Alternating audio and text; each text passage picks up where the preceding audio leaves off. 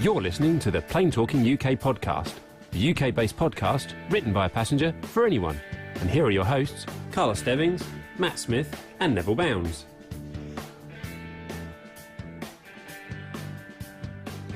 Well, hello everybody, and good morning, good afternoon, good evening, wherever you may be. It's Nev here, and just for a change, we're giving Carlos a day off because he's been a very busy chap, hasn't he, Matt? I know, yes, absolutely. So... Yes, we've locked him. We've locked the Overlord out of the studio, and yes. He's currently in Bury St Edmunds on some kind of business, but we're not allowed to know. I'm sure he'll be listening and texting and criticising from afar. That's what I'm scared about, actually. Let's be honest. We'll talk to him about that later on. Yes, indeed. He unfortunately he gets 4G data pretty much anywhere he goes, so I wouldn't be at all surprised if he's dipping in the car on the way home. Yeah. Well, anyway, welcome everybody. It's episode 208, and of course, we usually try and have a special guest. We've got a really special guest this week at very short notice, and I'm sure his fee will be reflected in this as well.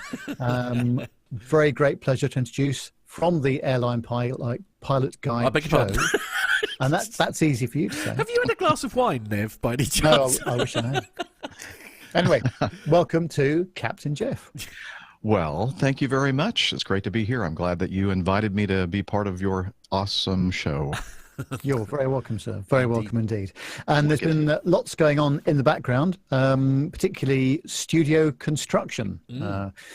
Over in the Barn studio. Bit of an update from you, Matt, on how it's all going there. Yeah, we were sort of more or less the actual what I call the outer construction of said studio is now complete. So we're at the sort of painting stage, really. So we're going to be painting the outside just so that it's sort of white, because there is a sort of a room the other side of it, just so it doesn't get absorbed by all the light disappears because of that. But no, the inside is delightfully dark, which I'm looking forward to, because I'm struggling like mad in here with the light coming into the barn, frankly, and I've had my lights go here as well above, so I've got so apologies if I look a bit dark this week, but very exciting. And you're coming over on Friday, aren't you, sir? We're going to I'm coming over with some gear and some bits and pieces, and very importantly too, we have been given a gift from Captain Jeff, and we're going to be using that in the studio, and it is a huge on-air light.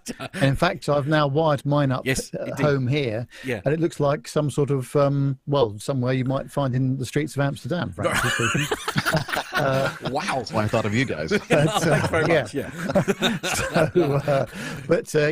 It is very effective, let me tell you. And absolutely. So we're very grateful indeed, Jeff. Thank you very much. Mrs. Nev is very aware. To, contribute a little bit to your fantastic new studio and the NevTech studio as well. Well, thank you. Yes, absolutely. And the great thing is Nev will always know, even from a different county, when you're broadcasting now, which is fantastic. Yes, that's true, isn't it? But no, it's very nice of you, Jeff. Thanks ever so much. Yeah, indeed. absolutely. Looking forward to getting into it. So we've got quite a few people in the chat room, as usual. Thank you very much indeed for coming into that. And let's get underway with some of the stories. There's plenty in the news this week. So if you're ready, Matt. I certainly am, yep. And you're ready, Captain Jeff? I am ready. Great. Off we go.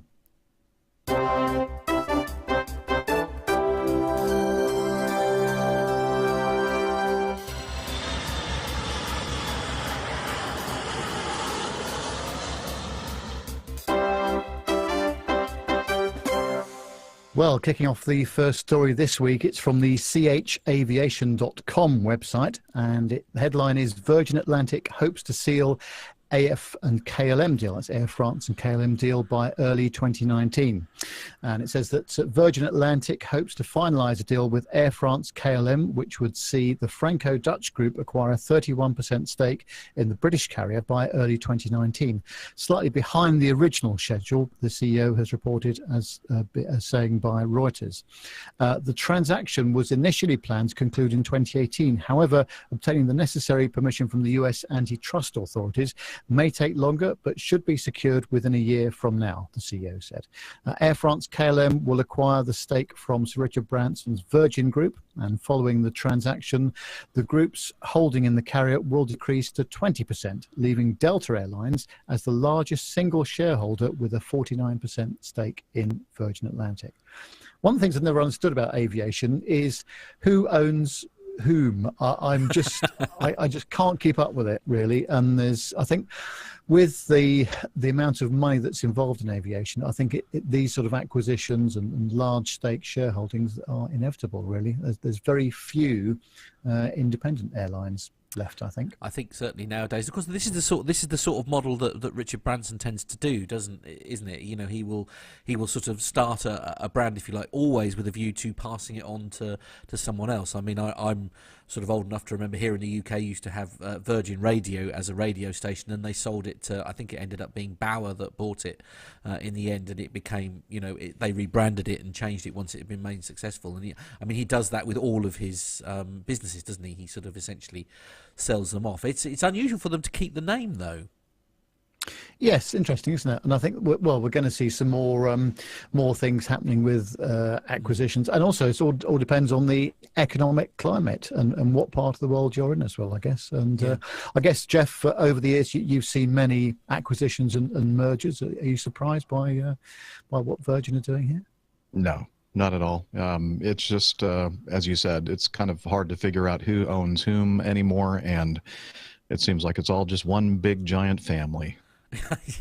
Yeah, absolutely. It's busy. As long as they continue to try and undercut each other, I suppose that's always got to be a good sign, isn't it? Well, that's what it looks like in public, but you know, behind the scenes, they're all, you know, making it all work.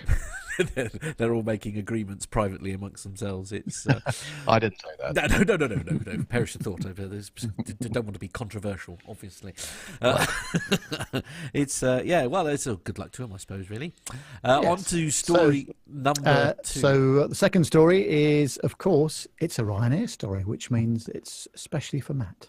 Yeah, thanks for that. Yes, I thought I might get week off seeing as Carlos wasn't here, but there we are. Never mind. Oh, it is on the Independent, and it's the Irish Independent actually that this story is from, and the headline is Ryanair to employ German pilots directly in major shift. All contract Ryanair pilots in Germany are to be offered full employment status with the airline in the coming weeks.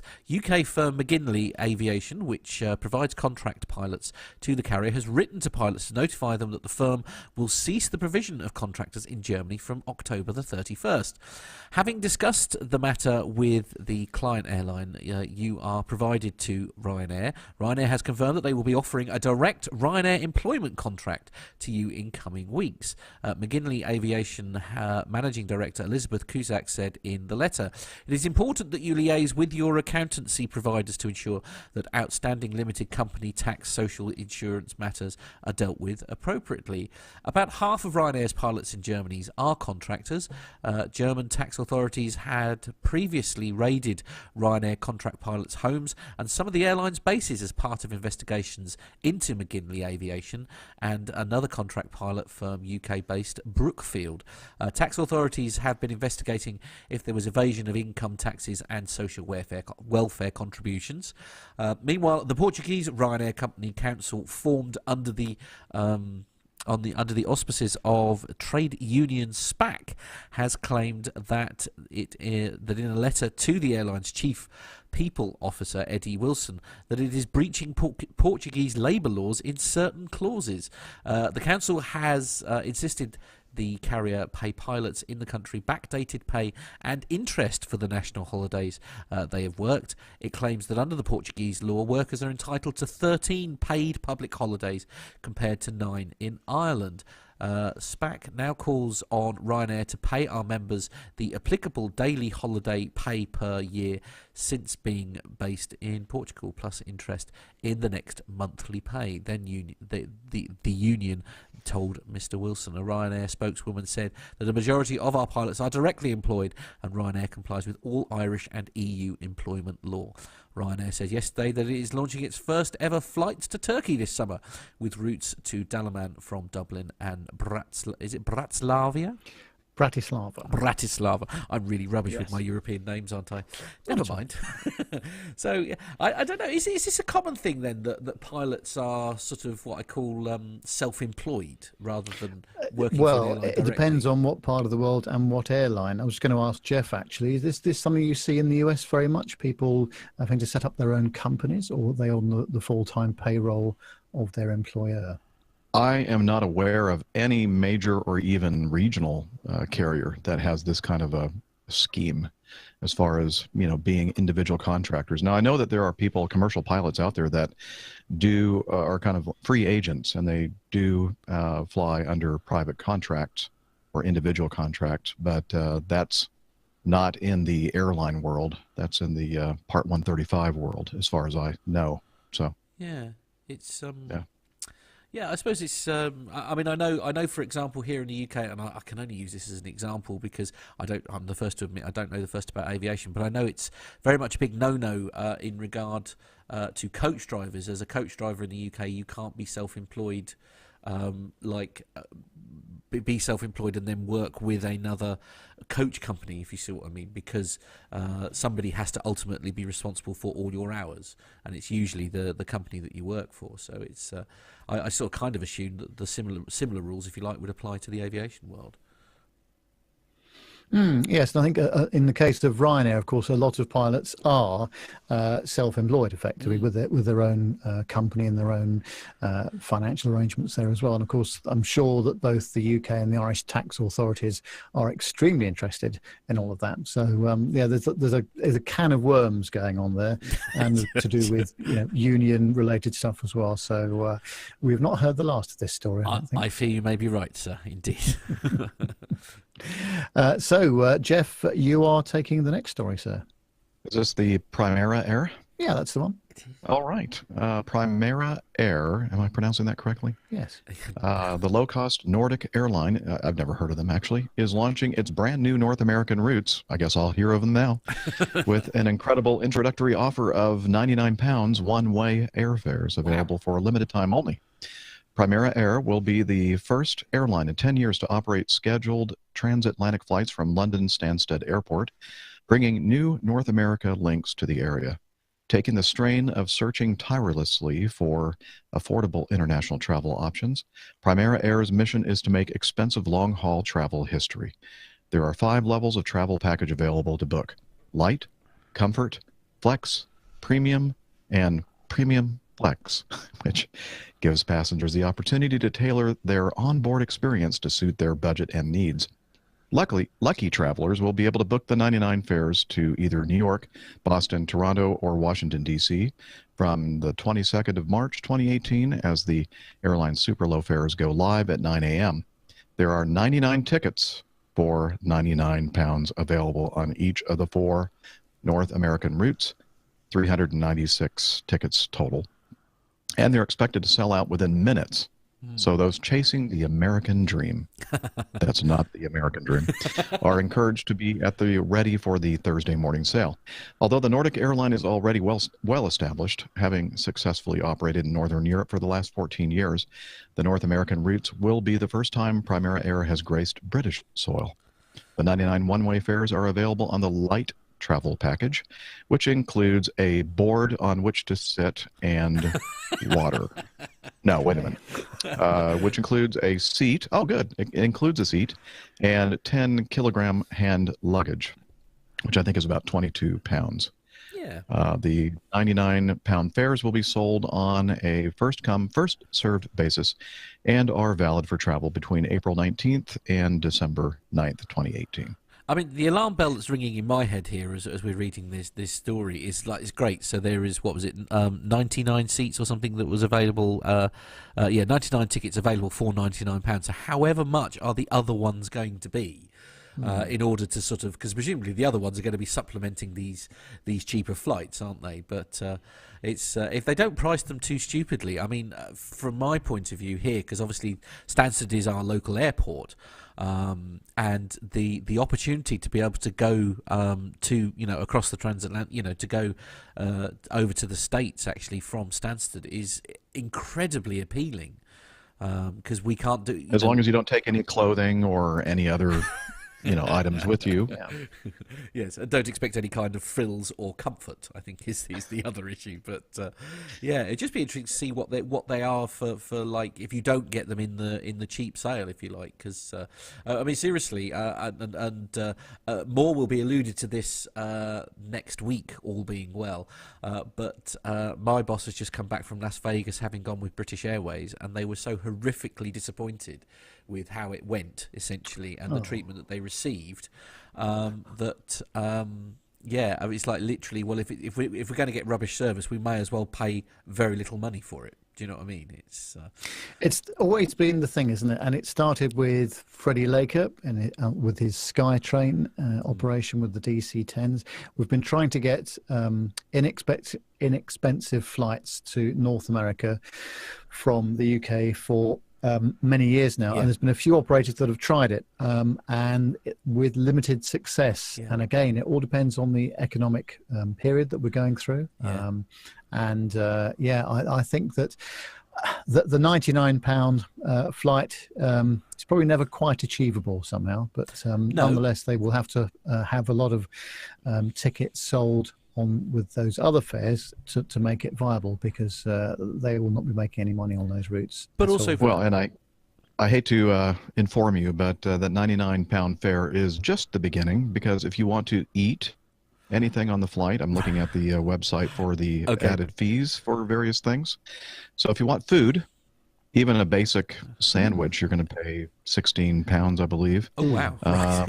If you you have a transaction fee of £10. If you want to pick your seat, then you pay another £30. Okay. And it goes on and on. Of course, if you want to have a regular size piece of luggage, that's going to be another, I think, £35. So it's not quite as it seems with the £99, but I guess it's a start. Oh, yes, there's the small print, isn't there? Well, it is, yeah. But again, from my point of view, though, the very fact that, regardless of the cost almost, the very fact that there are flights available from Stansted to go to America is actually very, very appealing in its own. So as long as they don't, as long as they don't make themselves much more expensive than, say, taking a flight from Heathrow or Gatwick, then I could see people being very interested, because it is a very easy airport to get to from loads of from loads of areas around. So it's very exciting. Yes. Excellent. Well, on to the next story then, and this is in the express.co.uk, another excellent aviation news channel that we all subscribe to. It says, flight warning, big uppercase. EU may use mystery rules to ban BA and EasyJet in Brexit punishment. Ryanair CEO Michael O'Leary has warned that British-owned airlines will be banned from flights between European countries after Brexit, as giant companies like Lufthansa and Air France seize the opportunity to punish their UK rivals. The EU will prohibit EasyJet and British Airways from flying between European destinations, according to a shock warning from Ryanair chief Michael O'Leary. The budget airline CEO said Brexit will trigger a mass flight grounding to and from Britain. European airlines saw Brexit as an opportunity to punish their British rivals and will push for a severe disruption to UK tourists, he claimed.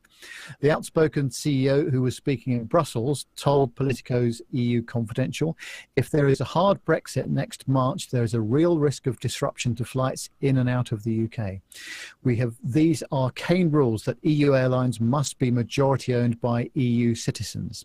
When the UK leaves, British citizens will no longer be EU citizens. So there is a risk that British Airways ownership of Iberia and Aer Lingus will be broken up. EasyJet flights between Spain and Italy, between Spain and Portugal, that will stop, since it is a UK airline. That is the much trickier challenge. Whilst I'd like to see my competitors grounded, I don't think it'll be good for our industry or our sector.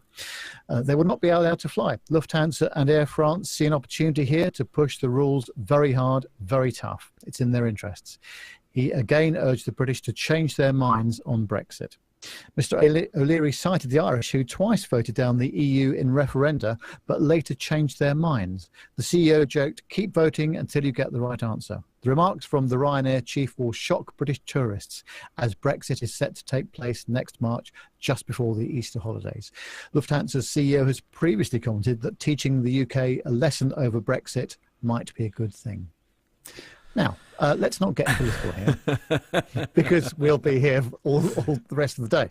But regardless of one's view on whether we should be in or out or not, I don't think there's going to be any disruption whatsoever. I think they will work out a plan between all the European airlines about how they're going to do it. And I'm sure there's lots of talks going on with the CAA in the background that we're just not privy to, and that the press certainly aren't privy to. And I'm not saying it's going to be completely smooth, maybe some disruption, but I really can't see this sort of situation going on where flights are going to be grounded in the way that they're talking about. What do you think? Of course they're not. I mean, this is just ridiculous. And it is a problem, I'm afraid, with these sort of, trashy newspapers, for want of a better word, because I certainly wouldn't put the Daily Express as a quality read personally. But it's just, it just really annoys me that it's just, as you say, regardless of what your personal opinion is and what fence you sit on, etc. It's just like, I mean, I suppose you have some similar things going on in the States there, to be fair, Jeff. But it's just, I am so fed up at this whole Brexit thing already. It's just, Yeah, isn't this the same guy, Mr. O'Leary, that just about a month ago said similar things like this, and then a couple of weeks after that he said, "Well, I don't think it's going to be bad, and everything is going to be fine." And now he's switched back to I think he's just trying to stir the pot here. I don't think he even believes what he's saying here in this article. No. Do you think there's a slim possibility here that is any opportunity for a bit of publicity might, of course, be a serious risk? Oh yeah, absolutely. I think this is the problem, isn't it? That there's so much information that people want to lob into the argument, some with justification and some without. Yeah. Until we get to where we need to be, we don't really know what all this is going to mean. So, this is not a Brexit podcast, I'm pleased to say. No, indeed. So, and the papers will go into much detail about it. Really. And of course, the papers will continue to surmise and digest on our behalf until probably long after the event has actually taken place. But yes. It's a funny one, isn't it? I don't get it. I just don't get it. And I agree with Tony S. in the chat room saying it's just ridiculous scaremongering, and I think we all agree with that. Yeah. I think that's it. It's looking for headlines, isn't it? That's the long and the short of it. Yep. So next story is for you, Matt. Yeah, okay. So this is on the Flight Global website, and the headline is Boeing launches 737 MAX 7 into flight testing. Boeing will be the flight certification campaign they will begin the flight certification campaign for the 138-seat 737 MAX 7 after the third and smallest variant of the re-engined single-aisle family completed a more than 3-hour-long maiden flight on the 16th of March. The first flight of the CFM International LEAP 1B powered aircraft followed a familiar pattern. Test pilots approached 250 knots and 25,000 feet in a broad loop to Boeing's Flight Test Center at Moses Lake in Washington State's interior, where the aircraft performed a low approach, says Boeing 737 Chief Pilot Jim Webb. The aircraft performed a low approach at Moses Lake Airport, systems checks, and an engine restart during the flights. He said, wow, that sounds quite scary. Is that a normal thing? Restarting engines during flight? Or is it just part of the testing process? When you're doing test flights, yes. Right, okay, that's good. So we completed the entire test profile, Webb says. The first flight of the 737-7 comes 10 months after the entry into service of the 737 MAX 8 and less than a week before the first delivery of the 737 MAX 9. Boeing expects to deliver the first 737-7 in 2019, with the 737 MAX 200 and the 737 MAX 10 to follow within 2 years. The 737-7's impact on the market so far has been far less than the 737-700 that it replaces. The 126-seat aircraft entered service with Southwest Airlines in 1998, the first of 1,126 737-700s delivered to date. Boeing doesn't break out orders of the 737 MAX family by variant, with one exception. The 737-10 is listed publicly with a backlog of 416 orders, but no such total exists for the other variants. I wonder why that is. Perhaps. Anyway, the commercial interest in the 737-7 is visible only by the number of customers. The type has been ordered by Southwest, WestJet, Ruli Jet Lines, Air Lease Corp, and one unidentified airline. Boeing says 2 Boeing business jet versions of the aircraft have also been sold. So it's yes. Amazing, actually. And what do you think about this, Jeff? I was just looking at the history of the Boeing 737, the amount of usage that they have got out of this airframe, considering it was originally thought about or designed in 1964. And it says that the initial 737-100 made its first flight in April 1967. Wow. And it entered airline service in February 1968 with Lufthansa. That's an incredible record, isn't it, really?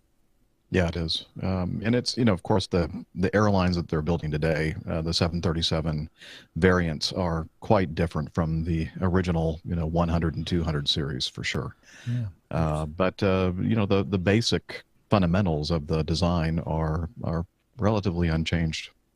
Yeah. But, the 737-700, we have a few at Acme, and they're, because they're not a lot of seats available on that particular airplane, and we tend to use it for segments that are or airports that are difficult to get into, such as Key West. When we have a flight from Atlanta to Key West has a very short runway. Right. It's like 5,000 feet long, and so only the 737-700, as far as I know, at Acme is allowed to, or at least the way we operate. To operate go in there into the airline for us. Yes, so there's no floating it down the wrong way for a smooth landing. Nope. Excuse my slight naivety here, because obviously, the plane that certainly here in the UK most people are familiar with is the 737 dash. Is it the 800 the one that 800 that Ryanair uses? So how does that compare, say, to the 737, say, -7 or 700?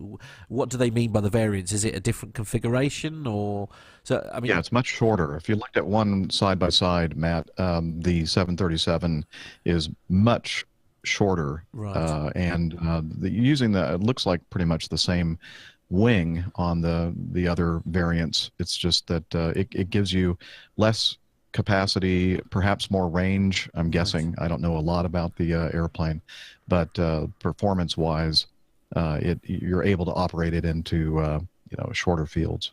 Wow, very cool. It's it's just aviation still confuses me. I'm not going to lie. I think it's overrated, isn't it? I it is. Absolutely. Yeah. It's all up in the air. Yes. Indeed. Yeah. Exactly.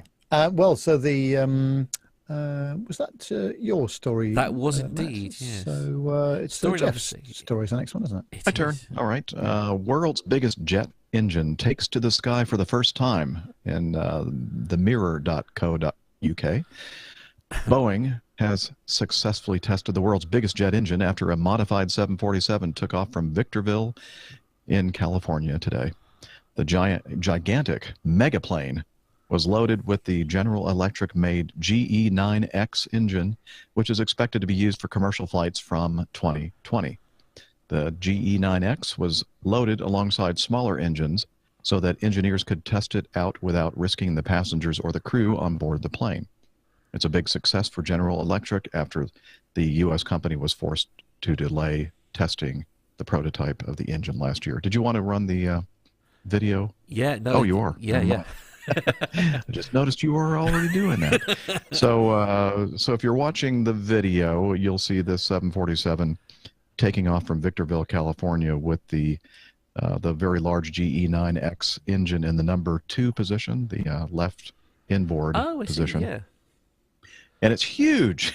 It is a lot bigger than the others, isn't it? It's it looks really odd, doesn't it, on that airplane? How do they test these engines, Jeff, in this sort of configuration? Do they end up putting a lot of rudder in to compensate for that extra thrust? I don't know. I've never talked to anybody that has done this kind of testing. I've never read about exactly how that all works, and I'm thinking that they must have some kind of engineering performance parameters that they have to abide by for takeoffs, at least, because I'm sure that GE9X puts out considerably more thrust than the engine adjacent to it on that wing, and then the other two on the other wing. So they probably have to take off with a very reduced power setting with that thing, I would imagine, or maybe even the outboard. It's going to be turning right a lot, isn't it? Yes. I have to be honest. Also, one of the things that you notice there, as I say, I'm just running the video again for those of you who are watching on YouTube. But you look, I mean, landing must be a bit tricky there, because the clearance between that massive engine and the runway,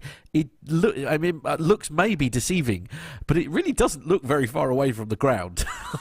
No, it looks very, very close to the runway. Apparently, they're using it to clear off all the coyotes and other wildlife in Victorville. Because if something was anywhere near that runway, it's going to get sucked up by that engine. It's just huge, and it's very close, Matt, to the runway for sure. Yeah, I don't know. It's as you say, it's a bit of a brown trousers experience, I think, probably, as far as that is concerned. That's just like, ooh. I just had a WhatsApp from Carlos, everyone. He's watching in the car on the way home. Oh, such a nuisance. You can't just leave it. We're managing fine. We're managing fine. Yeah, absolutely. Just think about Don't worry, we're not taking over. No. Not yet. But just think about those large engines, Jeff. On the A380, when it comes to reverse thrust, there's only the inboard engines have reverse thrust fitted, and not the outboard engines. Presumably because it would knock out all the runway lights, the wingspan. So great. I wonder what the situation is with this engine. I didn't actually read anything about what the reverse capability is. Not sure. Or whether they only have it on inboards, perhaps. You mean on the test bed aircraft? Yeah. I don't know. Now, of course, this engine is primarily designed to be fitted on the 777-10. I guess that's the correct, or dash 10. Is that what they're calling that? The latest stretched version. It's an amazing airplane, because it's going to actually have the wings. I think about the last 15 feet of the wings on either side are going to actually fold upward. Oh, wow. So that it can continue to be used in present day jet or parking spots with the jetways and everything else, wingtip clearances and such. And it's quite amazing if you do a search on YouTube or whatever to see the folding wings on the new 777. It's pretty amazing. So this is the engine that is designed specifically to power that airplane, and so there will only be one on each side. So I'm not sure that the reverse thrust consideration is a problem in that case. That's a good point, isn't it? Yes, very true. It is. Very true. It's a huge engine, though. That's just. It is. Well, the diameter of that, the cowling, from the largest diameter of the cowling is about 14 to 15 feet in diameter, and that's actually as large, or actually a little bit larger than the fuselage on the 737.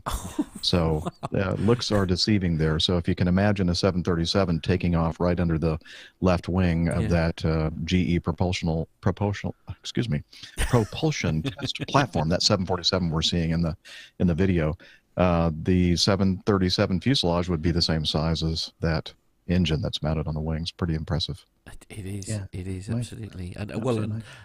one doffs one's cap to the pilots who are trying to fly this thing with a wrong sized engine somewhere mounted. I mean, is it one of those where they probably? I mean, I don't know. Perhaps they kill the other engines around it once they're in the air, just to sort of see, how it's performing and things. Perhaps, I don't know. I would imagine that number one engine, the furthest outboard engine on the left side, is probably for most of the flight being operated at idle power. I would imagine, or maybe even completely shut off. I don't know. Again, I'd be curious to find out myself. Yeah, absolutely. Yeah, who do we contact to ask such questions? Nev, we'll leave that to you. Yeah, I'm sure we can find somebody in the world of aviation testing that can help us with some of those. Well, if our chat room knows anyone who can help or answer that question, then do please get in touch. Yes. Yeah, absolutely. Right. Well, the next story is on bizjournals.com, and it says that Airbus is once again using General Mitchell International Airport as a cold weather testing site for one of its planes. This week's plane is the gigantic A330-900 Neo. The massive commercial plane measures 209 feet long, 55 feet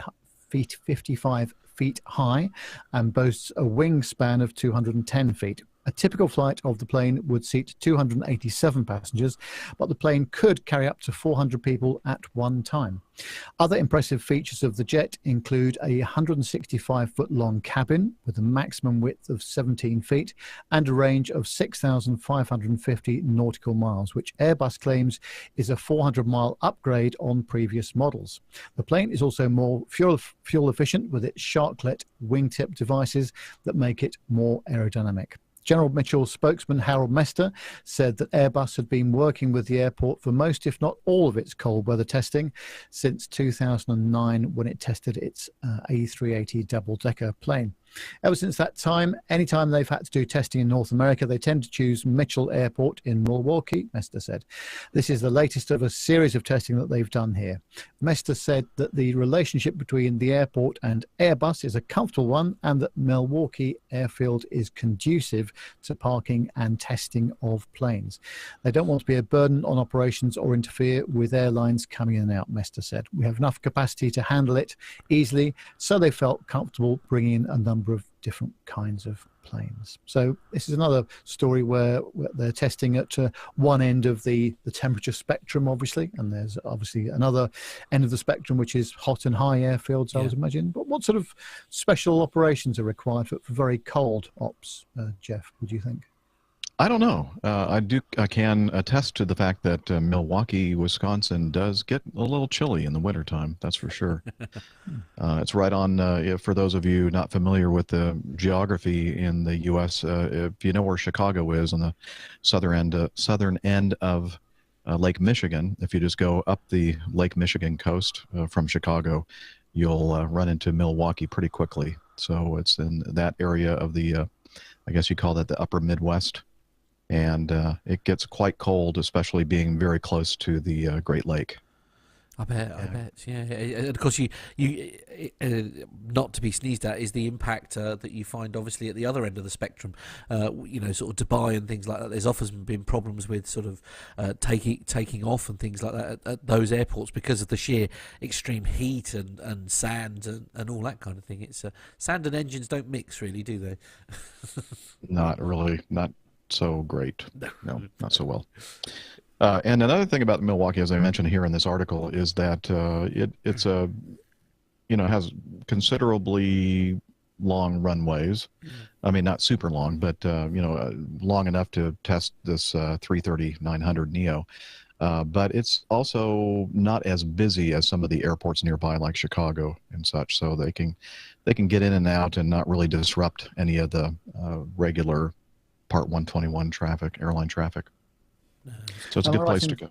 Am I right in thinking, Jeff, that in the colder the weather, the better, the more efficient operation of the jet engine is? Yes. Jet engines love very, very cold and very, very dry air.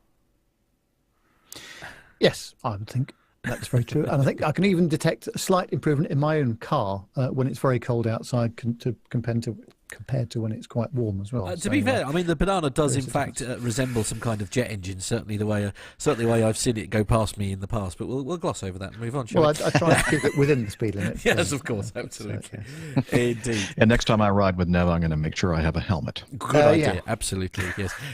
You feel like you're on the Top Gear test track, don't you? Yeah.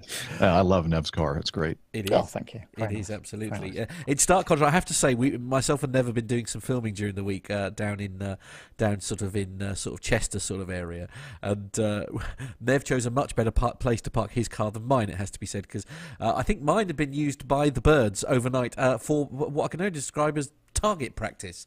I've never seen anything like it in my entire life. I don't know. There's a special breed of bird in Chester, definitely. Yeah, it's strange, wasn't it? Yes, it was very splattered, wasn't it? It was indeed. Yes, that's what she said. Anyway, so moving on. The next story is on the National Public Radio website, and the headline is "Facial Scanning Now Arriving at US Airports," because obviously it's been very successful here in the UK. Not. The use of facial scanning is becoming very commonplace. Maybe you've heard of the new iPhone. Or is that the new iPhone where actually it didn't work during the launch event? But anyway, it's also coming to an airport near you. At Orlando International Airport, Britain-bound passengers, some wearing Mickey Mouse t-shirts and other Disney paraphernalia, lined up at gate 80 recently for the evening British Airways flight to London's Gatwick Airport. It looks like any other airport departure area except for two small gates with what look like small boxes on posts next to them. These boxes are actually cameras. They were installed this month by SITA, the Geneva-based company that develops information technology for the world's airlines, in conjunction with British Airways and US Customs and Border Protection, or CBT. Sherry Stein, a senior manager at SITA, says the cameras are triggered when passengers step onto designated footprints. These detect a photo, or these collect, a photo, send it to the CBP, who checks to make sure that person is booked on the manifest and matches the photo that they already have on file. If everything matches, Stein says, we open the doors and give them the okay to board. All that happens, she says, in 3 to 5 seconds. If things don't match, the traveller's passport is scanned manually by a gate agent. The CBP is testing biometric scanning at dozens or so US international airports to ensure that people leaving the country are who they say they are, and to prevent visa overstays. The Transportation Security Administration, another agency within the Department of Homeland Security, is testing similar devices at security check-in lines. Steve Carori, who is the acting assistant administration at TSA, calls the use of biometrics a game changer for the aviation industry, and it will make things a little bit easier, more efficient in the airport environment, he says. I'm not going to read any more of that story because it's sort of repeating itself, but I have to say, I haven't found it overly successful here in the UK when you arrive back at both Heathrow, Stansted and Gatwick. It's not been particularly successful when I've tried to use it. I think when myself and Owen came back from Toulouse, I think he got through straight away with his marvellous Irish pass. That just worked straight away, but not so for me, it has to be said, and I had to then go and join a long queue to get myself back into the country. Well, maybe there's something that you haven't told the authorities, Matt. That's what it is, and there's always a big red flag comes up. Moving on. No, indeed. Skeletons in the closet. Well, yes, we'll gloss over that and move on. Have you used much of this sort of biometrics, Nev? I mean, do you have any trouble with yours? Well, I try and use it every time, but at Heathrow, at least, it works 1 out of 5 times, approximately. So, Okay, and then you have to do the walk of shame, of course, if it doesn't work. And then there's lots of tutting from your fellow passengers. But then I just have a quick look back, and this hasn't worked either. So I feel a level of vindicated. satisfaction. Yeah, absolutely. But obviously, biometrics is, I think, it must be a very difficult thing to do because glasses, different shape faces, people have put on weight, lost weight, different makeup if you're a lady, or in some cases men too.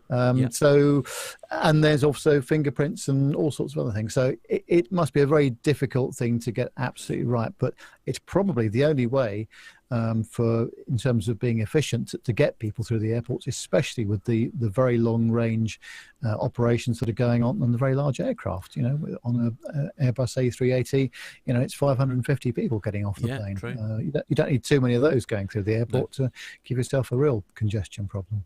Is it? I mean, are they using biometrics much in the States yet?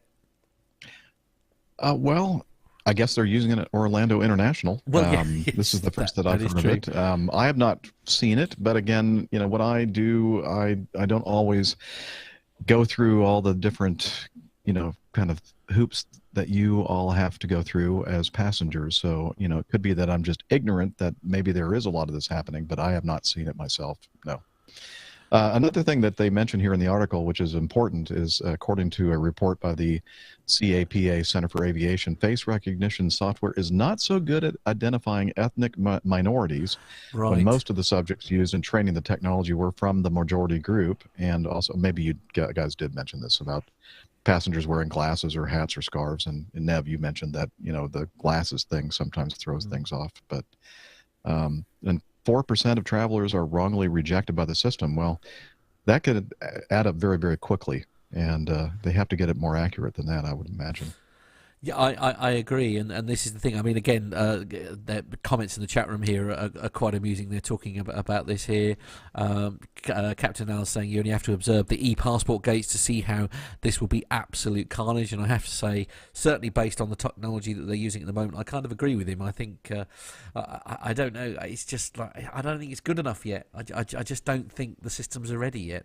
It's I don't know. They have a picture here of the system at Orlando International, and I don't know if you noticed those little probes that are sticking out about halfway through this gate that you walk through. So apparently, if they don't like the way you look, then the tasers are activated, and you get an extreme electrical shock, and it's very disheartening. That direct action is the way forward, though, isn't it? I think so. Yeah, No, that's true. Yeah, absolutely.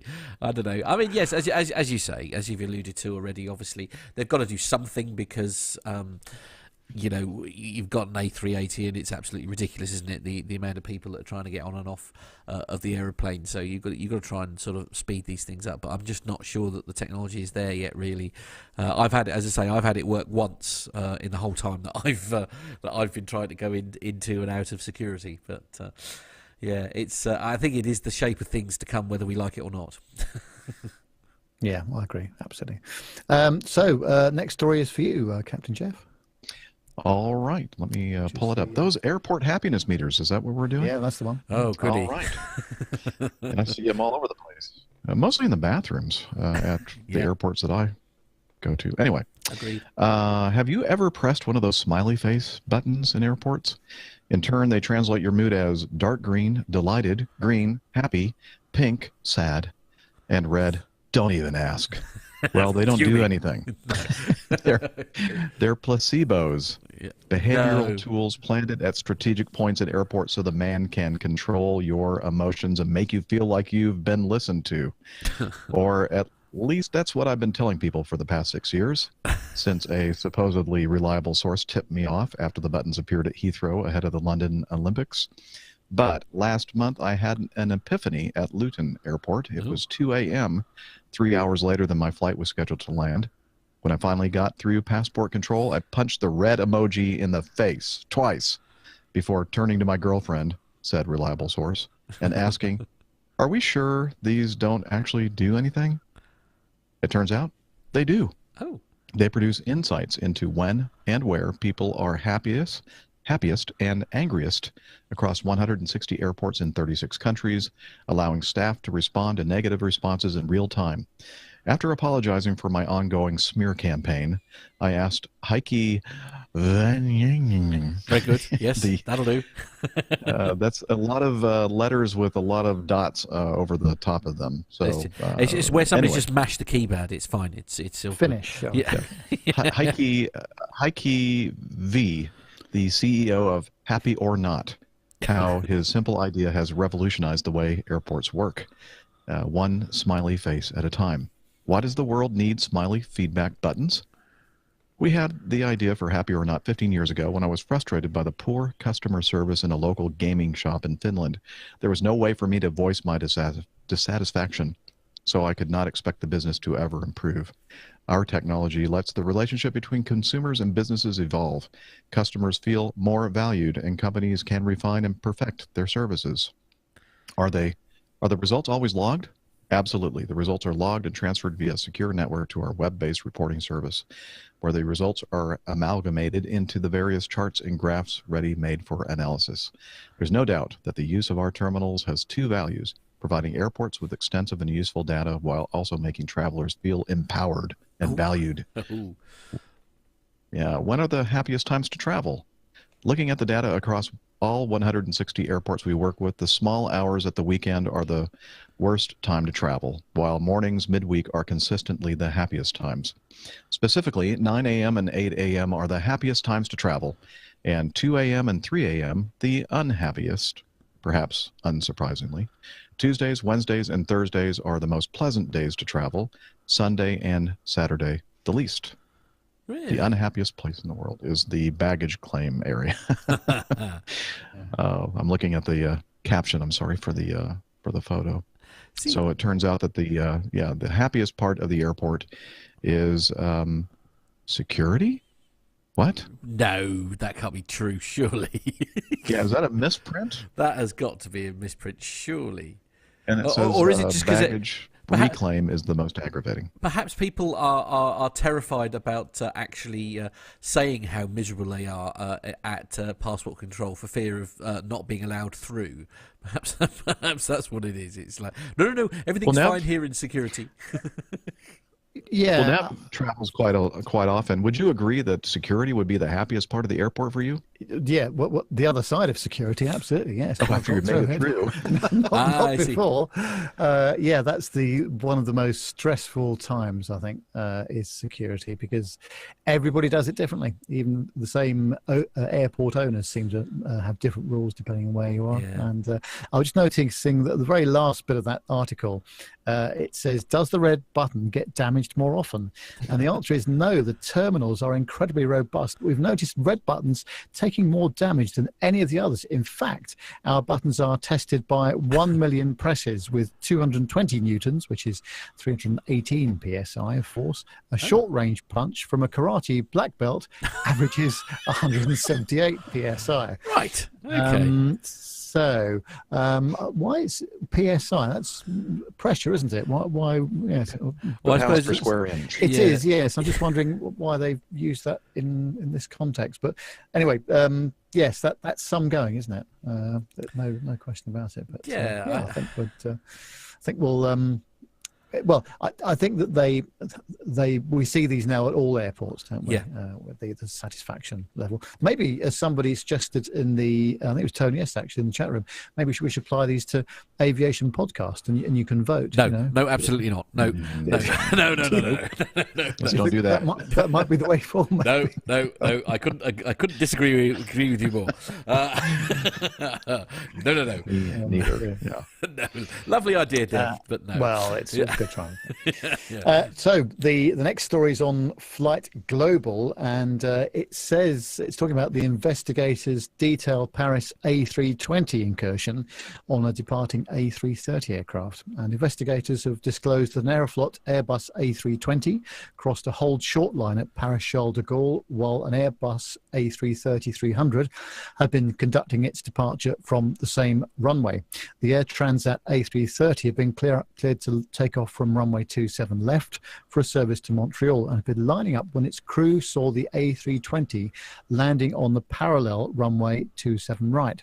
Both of the A330 pilots heard air traffic control instruct the A320 to hold short of 27 left as it taxied for the terminals, and this was correctly read back by the Aeroflot crew, says the Transportation Safety Board of Canada. But the board says as the A330 accelerated through 120 knots, air traffic control queried the Aeroflot aircraft as to whether it has stopped and gave a second instruction to hold short. The board, said the flight crew, replied that they were stopped and holding short of runway 27 left. But it states that as the A330 passed the Aeroflot jet, its crew observed that it had stopped on the wrong side of the hold short line. Air Transat's flight TS397 had been transporting 308 passengers and 11 crew members at the time of the 8th of March incident. environment. Meteorological data for Charles de Gaulle at the time indicates the presence of light rain, although visibility remained good. Runway 27 left, formerly designated 27, was the scene of a fatal runway incursion in May 2000 when an Air Liberté Boeing MD-83 rolling for takeoff struck a short 330, which had previously been cleared to line up. I remember that very well because I happened to be in Charles de Gaulle the day that happened. Oh, no. And it was a hotel overnight because it shut most of the airport. Yeah, I bet. But yes, I think, well, runway incursions are more common than one might think, I would imagine, and I'm sure they are all reported. Yeah, well, I mean, what classes? Just going to ask Jeff, actually, how difficult is it to miss a hold short or cross a stop line? Well, there are many variables, many factors involved. You know, how I've never flown into Charles de Gaulle, so I don't know how close those two runways, parallel runways, are to each other, and how long of a distance it is from clearing the one runway and holding short of the other one. They said that they did hold short of the runway, but they stopped on the wrong side, quote unquote, of the hold short line, and it doesn't really specify. You know, was it just the nose of the aircraft over the hold short line? Was it half of the airplane, you know, on the wrong side of the hold short line? But it sounds to me like they actually, you know, didn't transgress the actual runway itself. And it's possible that there was some confusion inside the cockpit of the Aeroflot jet, and maybe the captain thought that they were cleared to cross 27 left, and perhaps the co-pilot said, no, we're not cleared to cross, and so they just, you know, stopped it beyond where they were supposed to. I'm guessing. I don't know. I don't remember this incident. I don't remember reading about it either. There's always that situational awareness question, isn't there? Because Charles de Gaulle is notorious for using French, or the ATC use French a great deal, especially for their home aircraft, and maybe for some of the Canadians as well, and English for everybody else. And that must be quite disconcerting because you don't really know the full picture, do you? I think when you've got those sort of situations going on. But in this case, you know, one was an Air Transat, which is a Canadian airline, and the other Aeroflot. I would imagine, I don't know, I would imagine that they would be using English for this, but I don't know. I don't know how common it is for them to use French at Charles de Gaulle. But I have heard it going into Montreal in Quebec province, Canada, and it is disconcerting because you hear they're having conversations with other jets out there, but you have no idea, because I don't speak French. I don't know what they're saying, and that kind of makes me feel like I'm losing some of my safety margin when that occurs. Because you're not aware of the conversation that's going on around you, essentially. Right, because when I go into an airport, I'm listening to everybody on the frequency, and I'm listening to where they are, and I'm building this mental picture of the spatial situation. And, you know, if I hear somebody is cleared to do something like clear to land or clear to take off or position and hold, well, line up and wait now, I guess they're saying. And so in my mind, I'm picturing where all this is occurring, so that if I get a conflicting clearance, I will, you know, that'll raise a little red flag in my brain, and I'm thinking, let's, you know, ensure, let's query the controller regarding our clearance or the clearance of that other flight. And when you start using other languages, especially languages that we don't understand, it takes out some of that safety factor, in my opinion. So Captain Al in the chat room says that the Air Transat guys use French all the time. So Air Transat must be then a Montreal-based French-speaking. Okay, that makes sense. See, I sort of assumed, I suppose, perhaps in my naivety, perhaps is that perhaps, you know, even if it wasn't English, say everybody was told that they had to communicate with air traffic controls in, you know, a universal language, either that be English or French or whatever. I guess I kind of assumed that people wouldn't be necessarily communicating in their native language with the tower. Yeah, I don't know what the rules are. Perhaps Captain Al can inform us, because he flies to many different countries with many different languages, much more so than I do here in the U.S. The only time I'm ever exposed to, you know, different languages or native languages is, as I said, flying in the Quebec province, and then also Mexico and some of the Caribbean islands. But 90% of the time or more, they're using the universal aviation language, which is English. But it's just I understand it's comfortable for the people that speak the native language, but I really think that safety is compromised when that happens. Yeah, you sort of assume that everybody almost needs to be speaking the same language just to make sure that everybody knows what's going on around them. And I'm very, very happy that they chose English as that universal language, because I'm not sure I'd be doing this job if I had to learn another language and learn how to fly at the same time.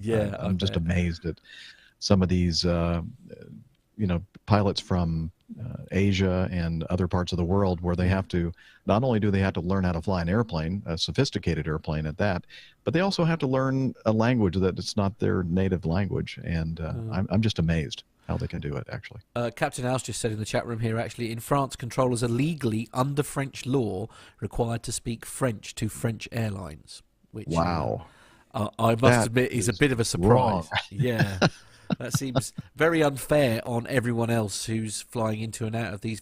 I mean, especially, again, as an example, Charles de Gaulle Airport. I mean, that is an airline that is, it's an airport, where not just French-speaking nationals are flying into and out of. I mean, because that's a major hub, isn't it? I mean, you've got people coming from all over the world going into there. Yeah, I would imagine, or I would be curious, Captain Al, if you agree with me that in some way compromises that safety margin. And also, Tony says, I wonder how long it'll be before all clearances are given using CPDLC, and that is basically digital communications. And Tony, I really highly doubt that we'll ever get to the point where we're using, text messaging or CPDLC for operations close in to the airport and the runways and everything else, because the time is of an essence. When something is happening, somebody's doing something wrong, the tower can't just type something in, wait for that data to be transmitted and then read by the pilots in the airplane and then respond to it. The time frame is just too long, and it's I don't see how that could ever happen, and if it does, I'm hoping it's going to be long after I've retired. Yeah, absolutely. Captain Al's actually chipped in again, saying that when he used to fly for Royal Jet, we flew with is it Mediterranean? Yes, very good, very nice. You're practically a native. Rolling your R's and everything. Yeah, absolutely. Anyway, so we had to put a remark in the flight plan to say that English language only. That's an interesting thing. Yeah. And he says he agrees that it has a massive impact on safety. So good. I had a feeling that he would agree with me on that. Yeah, absolutely. I, as a non-flying person, would also agree with you there, Captain Jeff. I think it is. It makes me feel a little... I think everybody agrees with me, and that's what it should be. yeah, absolutely. Yes. Quite right. Absolutely. Indeed. And if you don't agree with me, push that big red button there on that panel that you have in front of you. Right. Okay. What? Okay. The happy button. I see. Yeah, absolutely. Very good. I've got to stop saying the word absolutely. I'm using that a lot today. Sorry about that. You're even irritating yourself, by it. I am irritating even myself. Yeah. I'm annoying even myself. Never mind. Well, the last... That's bad when you annoy yourself. Yeah. Unfortunately, that happens an awful lot. So. But I don't know how Nev put up with me on Friday. I really don't. We did very well, didn't we? There was no biting or scratching. Absolutely. We played very nicely, didn't we?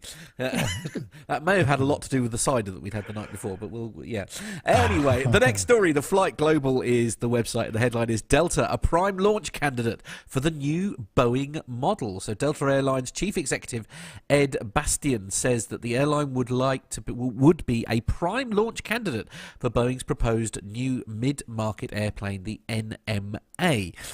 So the Atlanta-based carrier is in discussions with the airframer on the potential aircraft, with Bastian himself meeting with Boeing executives in Seattle to discuss it during the week of the 5th of March. He says at the JP Morgan Aviation, Transport and Industrials Conference today, the NMA family will seat 220 to 270 passengers with a range of roughly 5,000 nautical miles, or that's 9,260 kilometres, if you prefer, when it enters service, which Boeing expects to be between 2024 and stroke 2025 timeframe.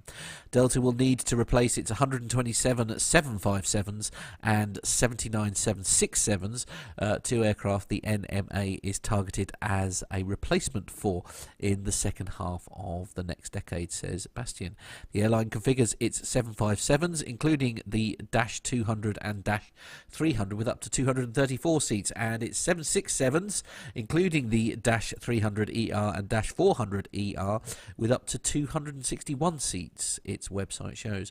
Delta operates 111 757-200s with an average age of 21.3 years, 16 757-300s that averages 15.1 years, 58 767-300ERs that average 21.9 years, and 21 767-ERs that average 17.2 years. Flight Fleet's analyzer shows. That was a bit of a mouthful. We would be a prime launch candidate for the NMA aircraft, the 797, or whatever they decide to call it, says Bastian. His comments come about a month after reports that he told pilots that the carrier hoped to launch the NMA program. So Boeing has yet to officially launch the program, though it created a dedicated office to study and develop the NMAs back in September 2017. So, yes, going down the Boeing route, it seems.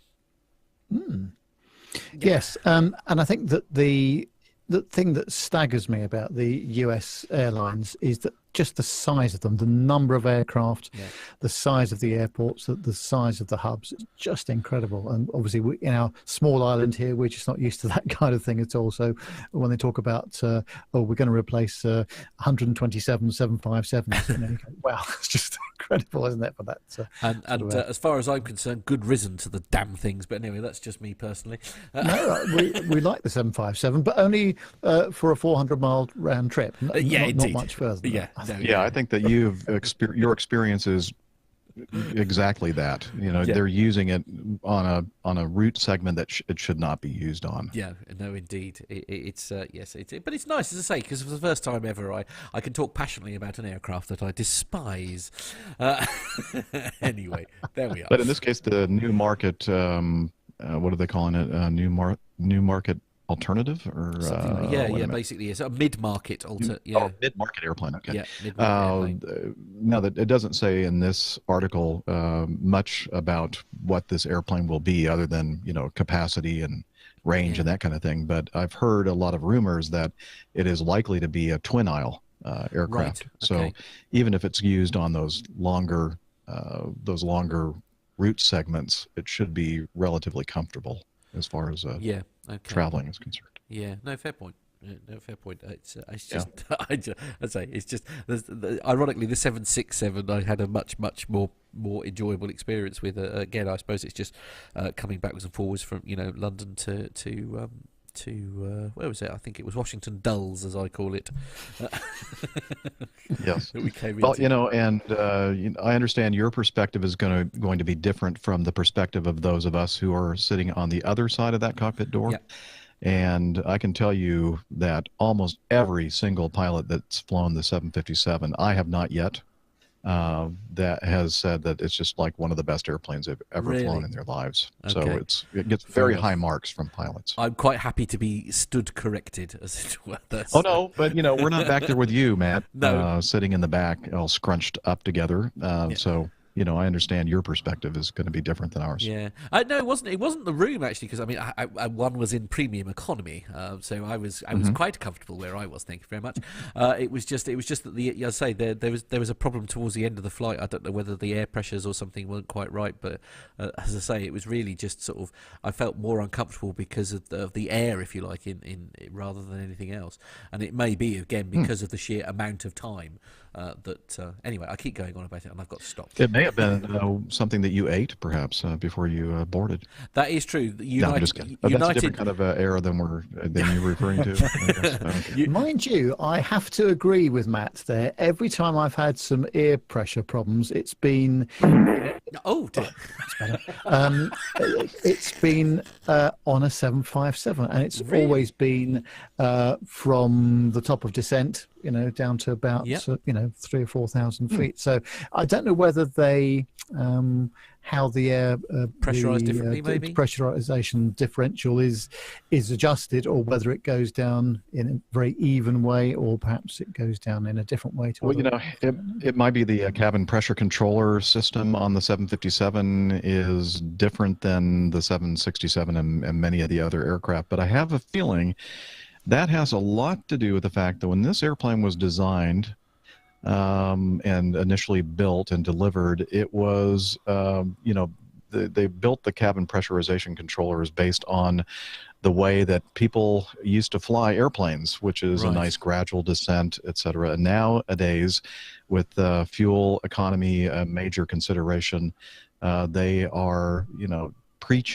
teaching and preaching for us pilots to do these procedures where you stay up at altitude as long as you can, and then basically pulling back the engines to idle power and making quite steep descents, much steeper than we used to in the past.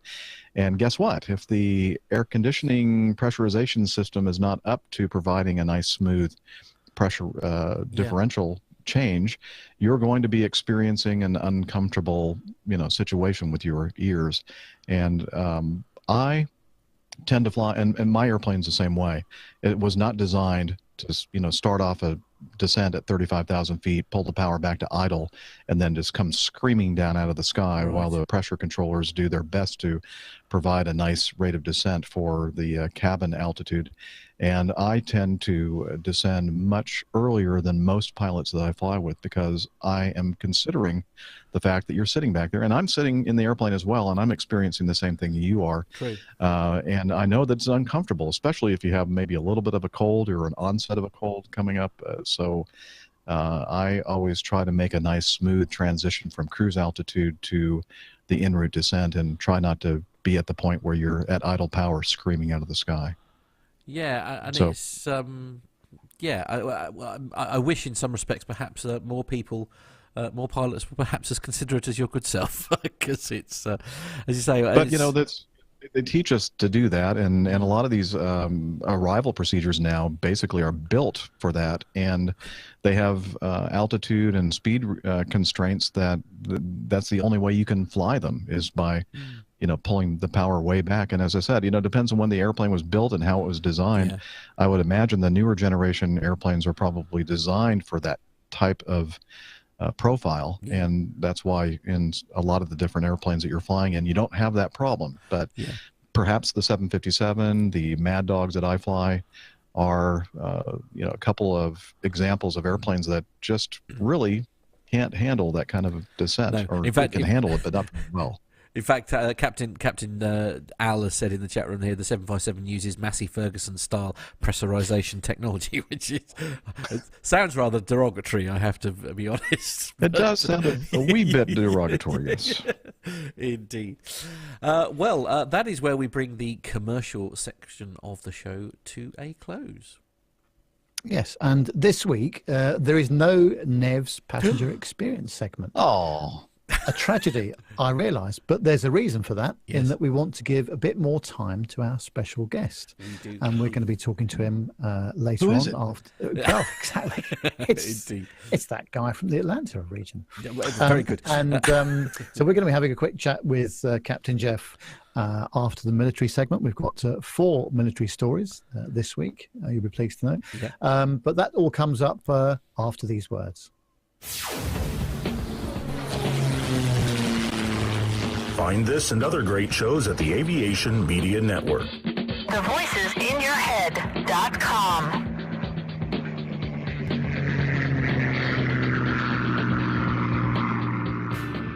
The Plain Talking UK podcast is a voluntary project that aims to keep you informed with the latest aviation-related stories from newswires across the globe. Producing our content does cost money though. If you enjoy our show, why not help us keep on the air by making a donation towards the server and website hosting fees through PayPal. Any contributions would be greatly appreciated. Are you an Amazon user? If so, why not do your shopping through the link on our website? There's no cost to yourself, and Amazon pay us a small referral fee on qualifying purchases. To find out more about the show and to meet the team, take yourself to our website www.plaintalkinguk.com, or find us on Facebook at facebook.com/plaintalkinguk, on Twitter via @plaintalkinguk, or get in touch via email on podcast@plaintalkinguk.com. Thanks for listening. Flybe 5823, Trent Dane for 23R Manchester, Wizz Air 6X, climb flight level 210, direct to Bretlands Park. United 123, maintain 280 knots. London 2TME, turn right onto Bravo, link, 21 join Alpha, hold at Mora, Speedbird 472, LOC/DME, approach runway 27 left, follow the green stand 544. That's enough air traffic control for today, Nat. Bedtime. Have you ever wondered what it would be like to fly a commercial passenger jet? Looked up at the sky and thought, I wish that was me? Well, now anyone has the chance to have a go at flying in a real aircraft simulator. NP Simulations and Flight Experience London, the only official Boeing licensed product of its kind in the UK, offer you the chance to fly anywhere in the world in their fixed-base Boeing 737-800 flight simulator. And that's not all. Ground School London offers many different courses for the up-and-coming pilot looking for a start in aviation. With prices starting at just £109, the sky's the limit. So for the ultimate flight simulator experience, or engaging preparatory courses, including those for schools and colleges, check out the websites at www.london.flightexperience.co.uk and www.groundsschoollondon.com, or call on 020 300 40 616. NP Simulations. Fly your dreams.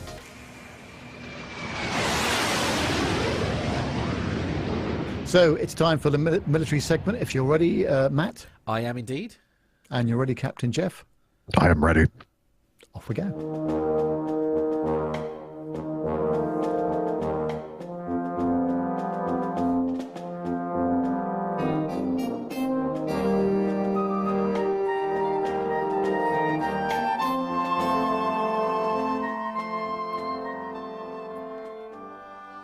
And the first story this week comes from forces.net, and in the centenary year for the Royal Air Force, the Voyager Force is also turning 10 years old. Forces Radio BFPS takes a look at the RAF Voyager, the largest aircraft in the RAF, and the systems in place to keep it operational and in the air. The RAF Voyager is a modified Airbus A330 frame, which is responsible for transporting personnel from all three armed forces around the globe from its base at RAF Brize Norton in Oxfordshire. Much more than a civilian aircraft, the Voyager can move personnel into theatre thanks to its defensive capabilities and be re-rolled for large loads and aeromedical evacuation. It is also the UK's air-to-air refuelling capability, being used in exercise and operations around the world daily, extending the range of the air transport and fast jet fleet. After each air-to-air mission, the refuelling pods must be checked and the hoses trailed out to ensure the components are in good order after receiving an aircraft that has been connected. Thanks to strong industry partnerships, spare parts are readily available across all civilian airports, and they explain that the challenges come from visiting the more austere environments. And the aircraft, which are maintained in the Air Tank Hub, home to the Voyager Force, is a mixture of civil air crew alongside number 10 Squadron and number 101 Squadron. And they operate the aircraft from the huge hangar. The hangar's so big, you could fit the Tower of London inside just one of the maintenance bays. If you were to fill up the hangar with water, it would take the equivalent of 96 Olympic swimming pools. And it's certainly quite a beast, and I see them quite regularly. It's RAF Brize Norton, not too far from where I live here. So when they're doing quite a lot of operations, I see them quite regularly flying over my house. Going somewhere. They're impressive bits of kit, aren't they? There's no two ways about that. Yes. Why would you want to put the Tower of London in there? I don't understand. Yeah, there's always have to make comparisons, don't they? About so many number of football pitches or swimming pools or whatever. I mean, I think there's a better way of comparing it than that. Yeah, I think you might be right there. I don't know. I don't know. It's not like it's an object you can pick up either and just sort of throw in there. But anyway, on to the next story. This is on the defencenews.com website, and the headline is US Air Force adds new deficiencies to the KC-46's list of problems. So it's obviously an aircraft that's not having a good time, shall we say, of late.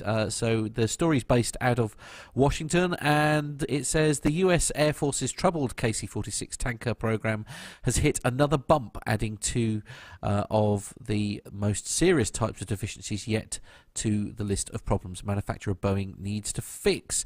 The service on Thursday evening disclosed two Category 1 deficiencies involving the remote vision system and centerline drogue systems, and there is no concrete timeline by which these issues will be fixed, Air Force spokeswoman Anne Stefanik has said in an email. The first deficiency centres on the KC-46's remote vision system made by Rockwell Collins. The RVS is used by the boom operator to safely steer the boom into the receiver's aircraft receptacle in all weather conditions. The RVS performance is not meeting the Air Force's requirements. That in turn is contributing to another previously disclosed issue, undetected contact outside the receptacle, or in layman's terms, an increased likelihood of scraping the exterior of a receiver aircraft with the boom, which I don't think you want to do. To combat this deficiency, Boeing is developing a software fix to the RVS that will hopefully make it more efficient. The Air Force will begin flight testing the amended system this month. If successful, the service may be able to cross out both the RVS and the undetected contact deficiencies at the same time. The second deficiency revolves around the centerline drogue system, or the CDS. During tests, the Air Force found that sometimes the receiver aircraft unexpectedly disconnects from the CDS. That's quite a serious issue. This doesn't pose any immediate safety risks, and the Air Force and Boeing are conducting systems engineering analysis to determine the cause of the problem and how to mitigate it.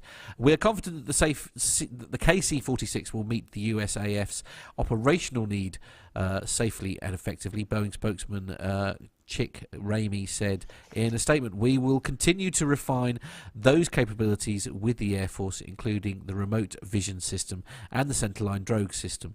Boeing is flight testing a software enhancement this month that we expect will improve visibility. Although the new issues have cropped up, the Air Force is making progress in solving other KC-46 problems. It recently downgraded two deficiencies, one of which involved the high-frequency radio and the other where the boom would push forward into the receptacle upon disconnect from Category 1 to Category 2. So they're obviously making progress with these issues, but I must admit, although they say it's no immediate safety issue, I don't like the idea of it sort of disengaging whilst refueling. That can't be. I mean, it's obviously shutting off quickly, but it doesn't sound... it sounds like they've got a few bugs to work out still. Yes, and I'm sure that there's lots of mechanical and software things going on as well. So it's not just one thing; it's several things, probably, isn't it? So. Interestingly enough, it's Boeing that are the ones who are doing the software update rather than the people that built the system. That seems a bit strange to me, but anyway. Yes, interesting that. But yes, it looks like they're getting some things fixed, which is the main thing. So, that is, yes. So over to you, Captain Jeff, for the third military story. Okay. Oh, and I think we're about to hear some audio from this. Let me mute this before that happens. The Memphis Belle towed into Air Force Museum for first time.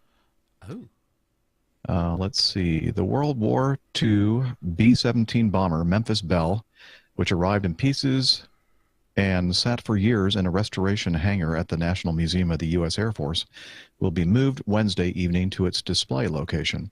The iconic bomber will be unveiled in May next to a new strategic bombing exhibit inside the World War II gallery. A curator said that the four-engine bomber with the famous nose art of two women will be displayed in a very dramatic and impressive way at the world's largest military aviation museum, but won't say exactly what that means. Here's a quote from Jeff Duford. It will be displayed like we've never done before, and visitors will be able to get up or get close to the aircraft. And the plane will be surrounded by Bell crewmen's artifacts, from funny metal decorations to the radio operator's boots. The Bell will be kept under a tarp until its debut, May 17th, the 75th anniversary of the plane's final mission against Nazi Germany, to become the first Army Air Force's heavy bomber to fly 25 combat missions over war-ravaged Europe and return to the United States. The airplane grew to fame in 2 movies and a nationwide whirlwind war bonds tour after reaching the wartime milestone in May 1943. The story that's attached to it, its fame, it's unique, Duford said. There is no other heavy bomber airplane that represents the more than 30,000 airmen who died in heavy bombers in the fight against Germany. It's a national treasure. Since arriving from Tennessee in 2005, the plane has stood inside an old restoration hangar. The Memphis Belle will replace the B-17 Shoo Shoo Baby, which was to be pulled out Wednesday and will eventually head to the National Air and Space Museum in Washington, D.C.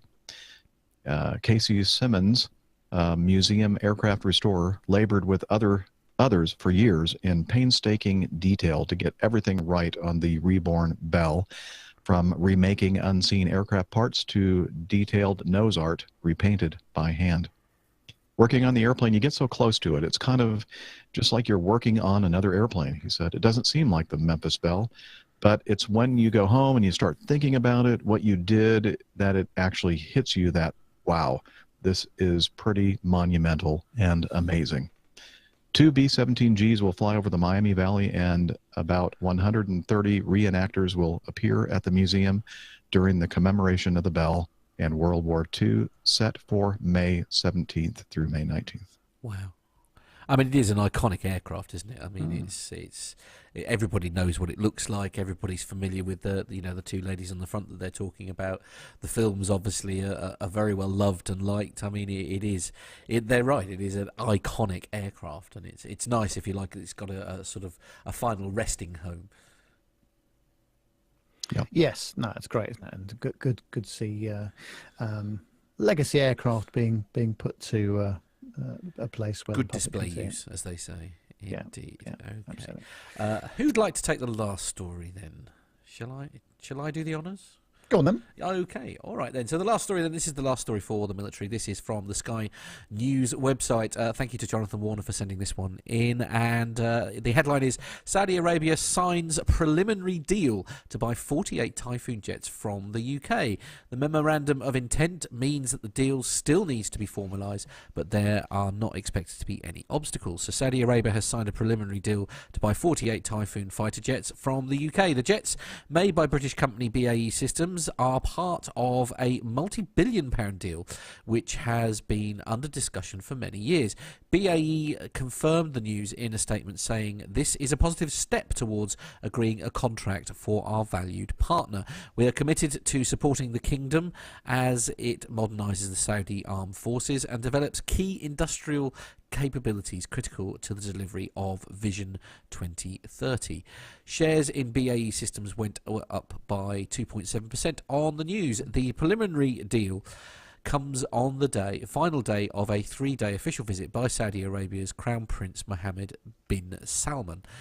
The visit included talks with Prime Minister Theresa May, the Archbishop of Canterbury, and an audience with the Queen. Oh, how very lovely for him. There was also an estimated £65 billion worth of additional trade agreed for the coming years as part of the Crown Prince's vision for the 2030 economic plan. So Sky News defence correspondent Alistair Bunkle said that the memorandum of intent still required the details to be ironed out before a final contract is signed, but he added you wouldn't expect things to go backwards now, though. A recent example of is Qatar, he says, getting very nervous every time he says that, who signed a statement of intent for 24 Typhoons back in September 2017, and then final contract in December 2017. Before his visit, the 32-year-old Crown Prince talked about the importance of security ties between the Britain and Saudi Arabia. All very good.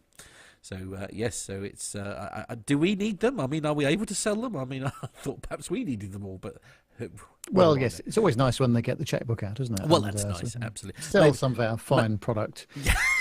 Maybe it can pay for chums. Brexit. Anyway, sorry. Dear. Don't stop that again. Oh, sorry. Well, dear. But yeah, that's a good news story, isn't it, for a change? Yeah, it is. And that's where we conclude the military segment. So that wasn't too painful, was it? I think we should do it more often. It was in danger of being interesting. I feel pretty good about it. Yeah, there we are. So, I think we do well. Right, now this is the time you've all been waiting for, ladies and gentlemen. We're going to... He's sighing. You can hear him in the background. Jeff's not happy about this at all. No. Never mind. It's good for it. I feel like I've been ambushed here. Pretty much, yeah. That was the plan. Okay. So, ladies and gentlemen in the chat room, if you are watching live on YouTube, this is your opportunity to get your questions directly in to the main man. You haven't got to go through Dr. Steph on this occasion, so there's no filter. Ask away. No, there's no moderating. It's just straight through as it is. Yeah. So the first question is from Tony S. A question for Captain Jeff. If you were the head of training at Acme, what would you change to help improve safety? Ooh. Well, if I were king, I would put much more emphasis on manual flying skills and much more emphasis on the fact that automation is not something that we have to depend upon so much, almost as a crutch, and look at it as a tool that we can use and not be constrained to use the automation in an exact way or a specified way, or at least be. It's not that we're being constrained in that way, but the impression is, especially if you're new to the airline and you're going through the training program, is that they only teach you the one way of doing a certain thing. So you kind of take that as, this is the way that this company wants me to fly this airplane.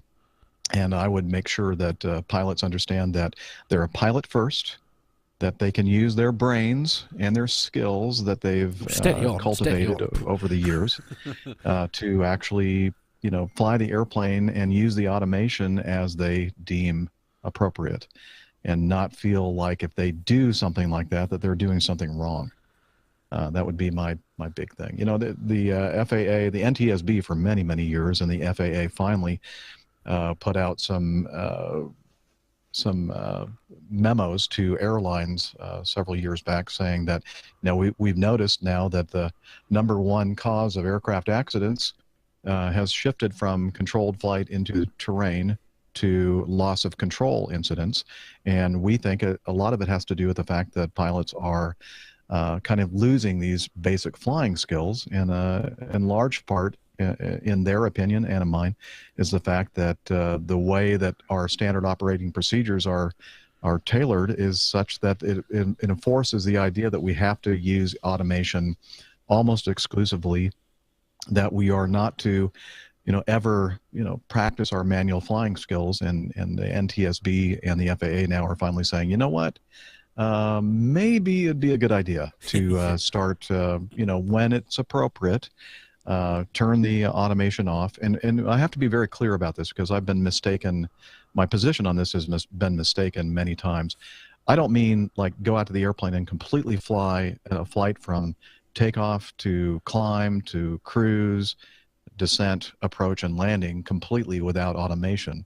I mean, at certain points, fly the airplane maybe more than you would. Let's say, instead of throwing the autoflight system on at 500 feet above the ground on takeoff, why not fly the airplane until you're getting into the flight levels? Right. And for us in the U.S., that would be 18,000 feet. And, kind of just to get a feel for the airplane, how it flies, feel comfortable with that.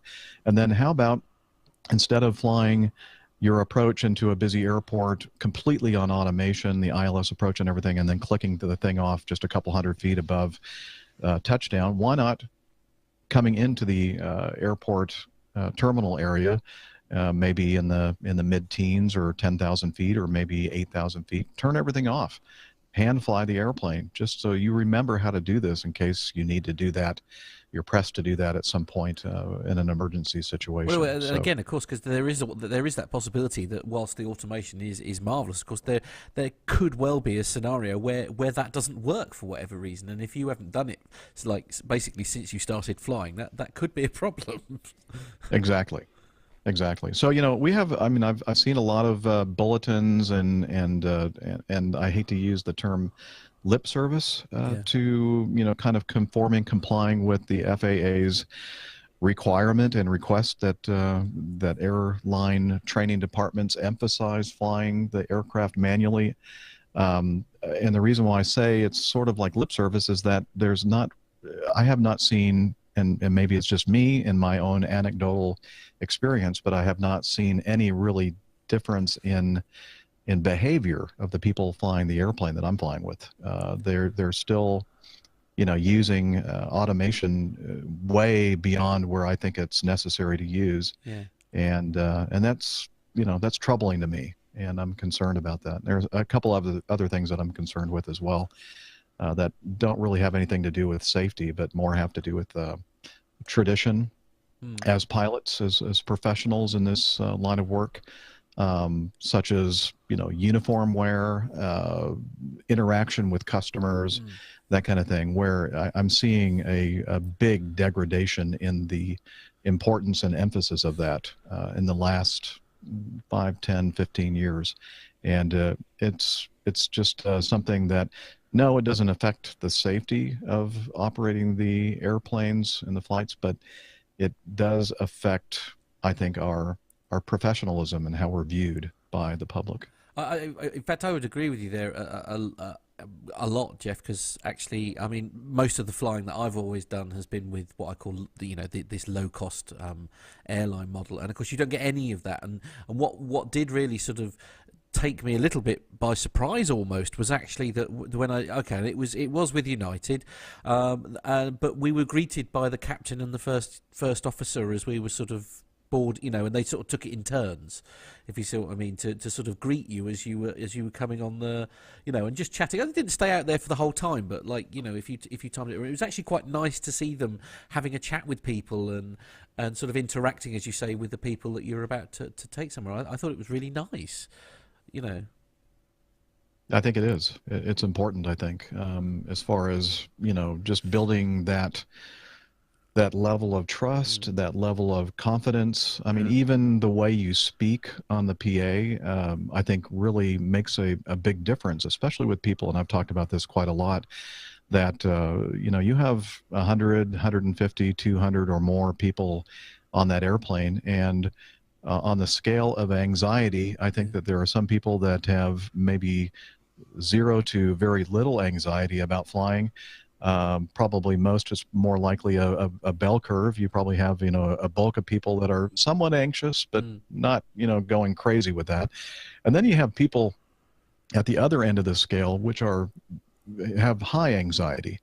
And I think it's very important that we do several things to alleviate some of that anxiety. And I think one of those is the interaction that you spoke about, Matt. And then also, talking on the public address system in a very calm and assuring manner. And I think, I've had several comments by people in the past, even notes that I've kept, that said that, I just love the way you were talking on the PA system. It really made me feel like, wow, I'm confident that this pilot really knows what he's doing, even if I don't.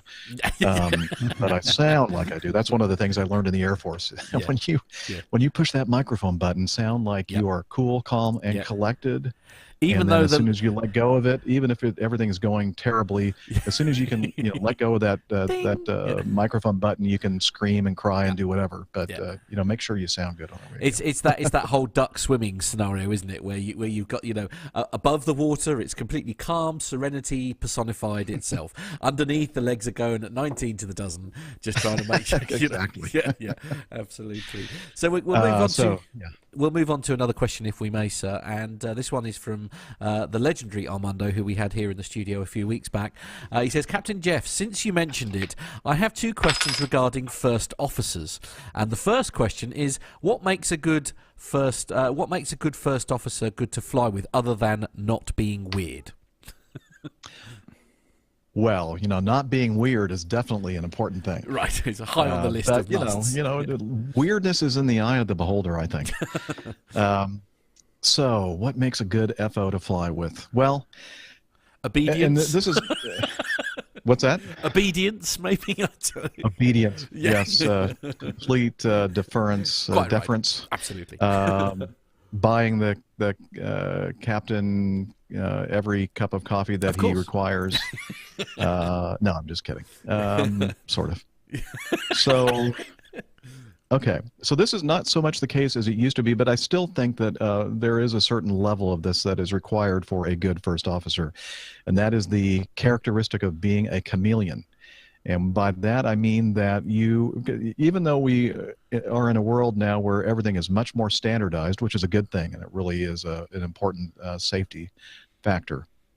But because when I started flying for Acme almost 30 years ago, yes, I'm that ancient.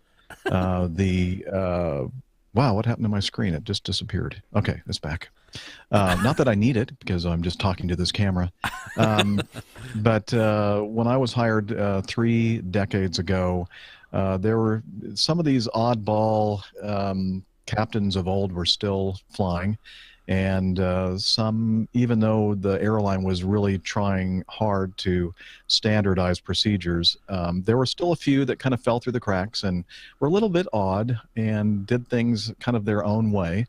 And you had to kind of be a chameleon and try to match or conform to, what worked best for this particular captain. And it just made life a lot easier in that small little area that we call the cockpit or flight deck.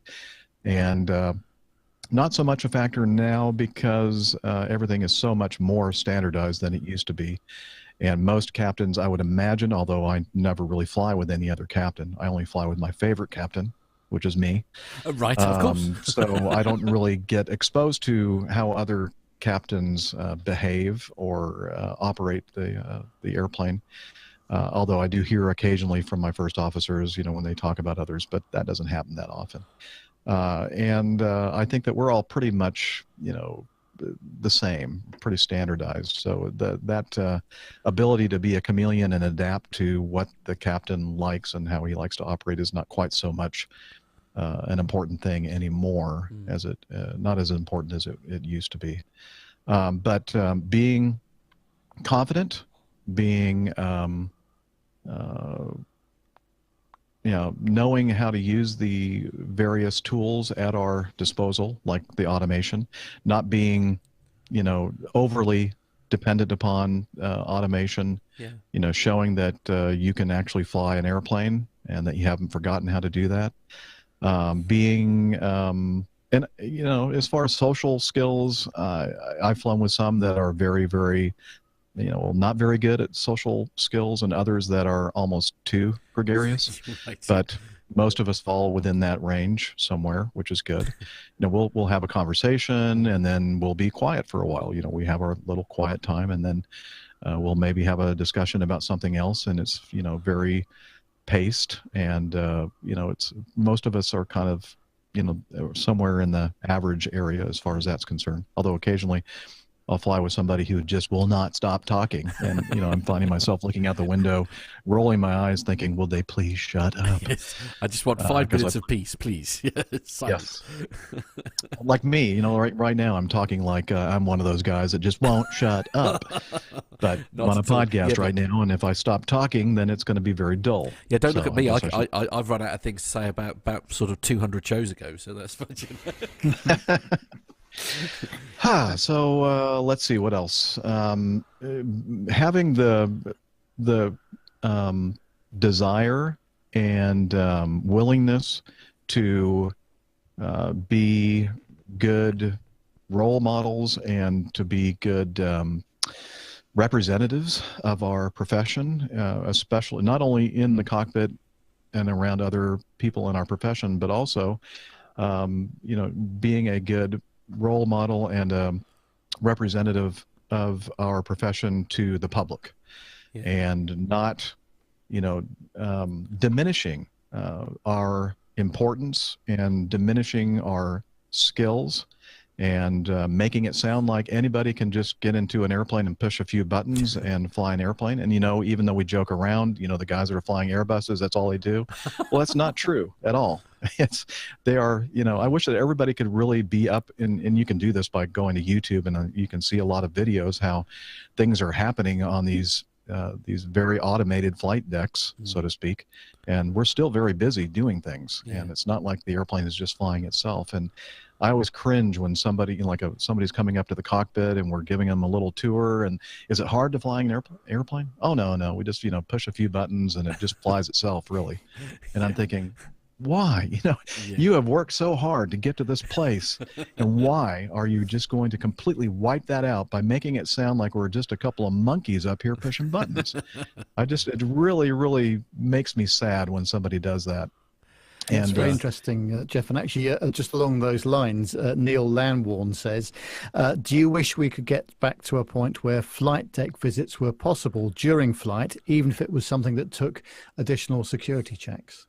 I certainly do. I mean, I think that I remember it wasn't that long ago. I think I was, well, not for me anyway. Maybe for some of you, it was long before you were born. But when I think about flying before 9/11 and before all this extreme security, I remember flying on an airplane. I think it was an American flight. It may have been a Mad Dog. I'm not sure what kind of airplane. I don't remember exactly. But during the flight, the captain comes out of the cockpit, is walking back and discussing things with the passengers, making sure everybody's okay, enjoying the flight and that kind of thing. And I thought to myself, wow, I can't wait to be that guy, to be able to get out of the airplane during flight, go back and talk to the passengers and all that kind of stuff. Of course, we can't do that now. No. We can only leave the cockpit for a physiological need, or if you're on a long-range airplane and you're going to take your rest break. And that's the only time we're really allowed to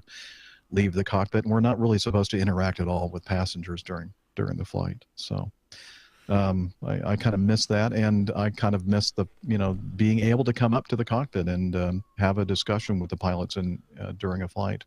I must admit, from a nervous flyer's point of view, that would be one thing that I would love to be able to do, is to actually have a look at the sharp end, if you like, whilst we're in the air, just to see what it is that you guys firsthand are up against, for want of a better word. It's yeah. It certainly helped me when I first started flying as a passenger. When I was 17 or 18, I didn't enjoy the experience at all. But this was before 9/11, so one of my friends said, "Why don't you ask the captain if he could go up to the flight deck?" And I did that probably up to half a dozen times, I would say. And on 4 of those occasions, they let me stay for the landing as well. Really? And it made such a difference to the way I felt about flying, and actually seeing the folks operate the aircraft and their interaction with the controls and ATC and everything. And it almost cured my fear of flying just over a couple of months. It was an incredible experience. It's just as well. You spend nearly as much time in the cockpit as or in an aeroplane as Captain Jeff, I think, to be fair. Maybe more. Well, I don't know about that. But, it's, one of the that reminds me of a story, not a story, but a situation that we had once back in the 90s, again, before we had this strict, once that cockpit door is closed, before we push back, and it's going to stay closed and locked until we get to the gate and the engines are shut down and the the shutdown checklist has been completed. Well, back in the days where we could open the door and leave it open while we were taxiing out, we were going, I don't know where we were going, but it had some kind of a weather situation somewhere, and we had a wheels up time, a specified takeoff time. So air traffic control put us between the runways in Atlanta, and got a chime from the flight attendant. She says, "Hey, there's this lady back here who's really not happy about being on a tight, confined space, kind of claustrophobia going on, and almost getting to the point where she is, threatening to open up a door and jump out of the airplane because she can't stand it." And knowing that we're going to have to be, sitting on a taxiway for, possibly a half an hour, this is really starting to freak her out. And I said, well, tell her to come up to the cockpit. We had the door open, and we'll talk to her. And there are more windows up there, including the eyebrow windows, the 727 and the Mad Dog I fly. So, you have a little bit more it doesn't feel quite as tight and confined for somebody being claustrophobic. And she came up there and we talked to her, and it was a good experience, I think, for her. And she said that she really felt much more calm and at ease after talking with us and being up in that more spacious area and having more windows and that kind of thing. So, yeah. It's also, you said before about PAs, Jeff, and you've just described the situation now with the nervous passenger. It was such an easy win, wasn't it, as well? It was no hassle at all, and it would have made her feel so much better afterwards. Yeah. Agreed. Absolutely. Absolutely. Yeah. It's a difficult one. Going back to sort of training here, Richard King has asked a question. Jeff, how do you feel about training aircraft being fitted with glass cockpits? Is it eroding skills when confronted with a limited panel? I suspect that may be the case. I think that there is a lot of value in learning how to fly and learning the fundamentals of flying by using round, what we call steam gauges or round gauges, the more analog type instruments, where you have to develop a good cross check when you're doing instrument flying, etc. I don't know. Again, it's a hunch that I have that's a better way to learn, and then transition to the more modern cockpit displays that we have now, the Garmin, what is it, the G1000 and beyond, and all the new technology displays where everything is presented in a very compact way, so you really don't have to have much of a cross-check kind of thing developed and going on. Although when that fancy display of yours happens to fail and now you're back to looking at your standby instrumentation, which is not nicely arranged like that, I hope that you have experienced developing a cross-check and flying an airplane safely with that kind of instrumentation, because if you are not or have not had that experience, you may find yourself in a very bad situation. Yeah, it's I think Falco says the glass cockpit gives you much more situational awareness, and I think it gives you, and I agree that it gives you the opportunity for more situational awareness, but I also feel like that you can almost get to the point where you become complacent with the presentation, Falco, and that you stop thinking about building this spatial orientation in your brain, and because you're relying on this instrumentation exclusively. And I think that there's a tendency for that to happen. But I agree with you in general that the new presentations, the glass cockpits, does give you the opportunity for better situational awareness. And it's just up to us to make good use of it and not rely upon it too much. Indeed, and in fact, actually, Captain Jeff, not Captain Jeff, you're Captain Jeff. What's the other one? Captain Al. That's the one. There's too many captains in the chat room. It's very confusing. For me, that's a little bit like asking a coach driver whether they still need to know how to feed a horse. Standby instruments these days are very sophisticated. Well, of course, I'm not in a sophisticated airplane. The airplane that I fly now were made in the late 80s and through the 1990s. But a lot of people think that I'm still flying airplanes with steam gauges and that kind of thing, and I'm not. The airplane that I fly actually does have a glass cockpit, but it's not the nice compact new generation kind of an arrangement as most of the airplanes have now. It's not really that dissimilar from the presentation that Captain Al has in his Airbus, by the way. We have ICAS and flat panel displays and all that kind of stuff as well. So, I mean, it's not quite as fancy as what he's flying, but still, standby instruments. I don't know. I think that if somebody were having to rely completely on just standby instruments, I think that they'd have their hands full. So yeah, agreed. And I mean, again, like all these things, I presume there are redundancies in place, obviously, for if any of these systems fail, for example. I mean, you must have points you can go back to, if you like, to still get the information you need if a system should fail. Yes, and you know what? It is very rare that these new displays ever fail. I mean, I don't think I've maybe once or twice one of the screens has gone blank and unserviceable in flight, and we have backup procedures that we can display the information that was on, let's say, the navigation display. Now we can move it up to the primary display and have a compact display in front of us. So, the chance that both your navigation display and your primary flight display will go unserviceable is very slim to none. Yeah. And then of course, even if that happened on my side, then the first officer's side may still have his or her instrumentation. So that kind of thing. I think the loss of control incidents that we've had in recent history, where they've been tragedies and killed hundreds of people, wasn't because the instrumentation stopped working, the displays stopped working. They worked fine. It was just some aspect of the system, the airspeed system or whatever, got to the point where it confused the computer system, and the computer system basically said, I don't know what to do with this. You have the airplane. And that's when the trouble started, because in a couple high-profile incidents, the pilot, the human, gaining control of the airplane didn't seem to know exactly what to do with that, and ended up exacerbating the situation and crashing the airplane. Perfectly good airplanes, I should add. Yeah. So. Yeah, this is it. Yeah. The biggest cause. Oh, go on. Sorry. I was going to say just one quick question from Neil Lanwarn, although it might be a longer answer. Jeff, do you see a future for commercial supersonic travel? I sure hope so, and it seems to be, based on the articles that we see in the news, it certainly looks like there are several companies out there, including Airbus, backing one of the big efforts out there to produce commercial airliners again. It seems like they're serious about this, and they're throwing big money at it.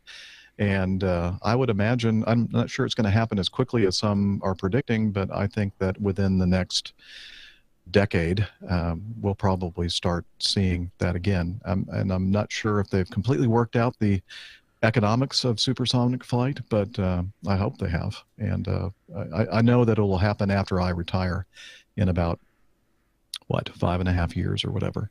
But I think that supersonic travel is going to be a reality in the future again.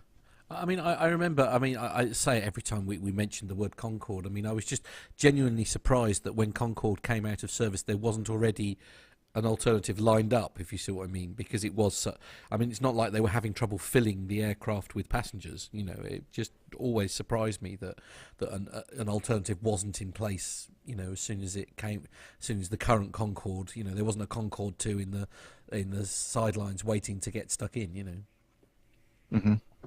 The economics of it are just massive, aren't they? It depends on the world situation, the oil crisis, foot and mouth disease, all sorts of things had effect on passenger numbers. It was I think trying to persuade the public to part with $12,000 for a return flight on Concorde is. It's quite a big deal, really, isn't it? In fact, Captain Al's just said here, actually, do you think, Jeff, that the US will block overland supersonic flights this time round? I'm not sure. I think it has a lot to do with the new technology designed to limit the effect of that blanket, that boom blanket, or I don't know if I'm using the proper terminology, but the reason why it was banned over land in so many countries around the world is because this sonic boom, at least back in the 70s, 80s, was significant and caused real damage, broken windows and that kind of thing. And I think that they've come up with some design, some technology that it doesn't eliminate the sonic boom, but it does kind of alleviate or soften the impact, decrease the effect of it.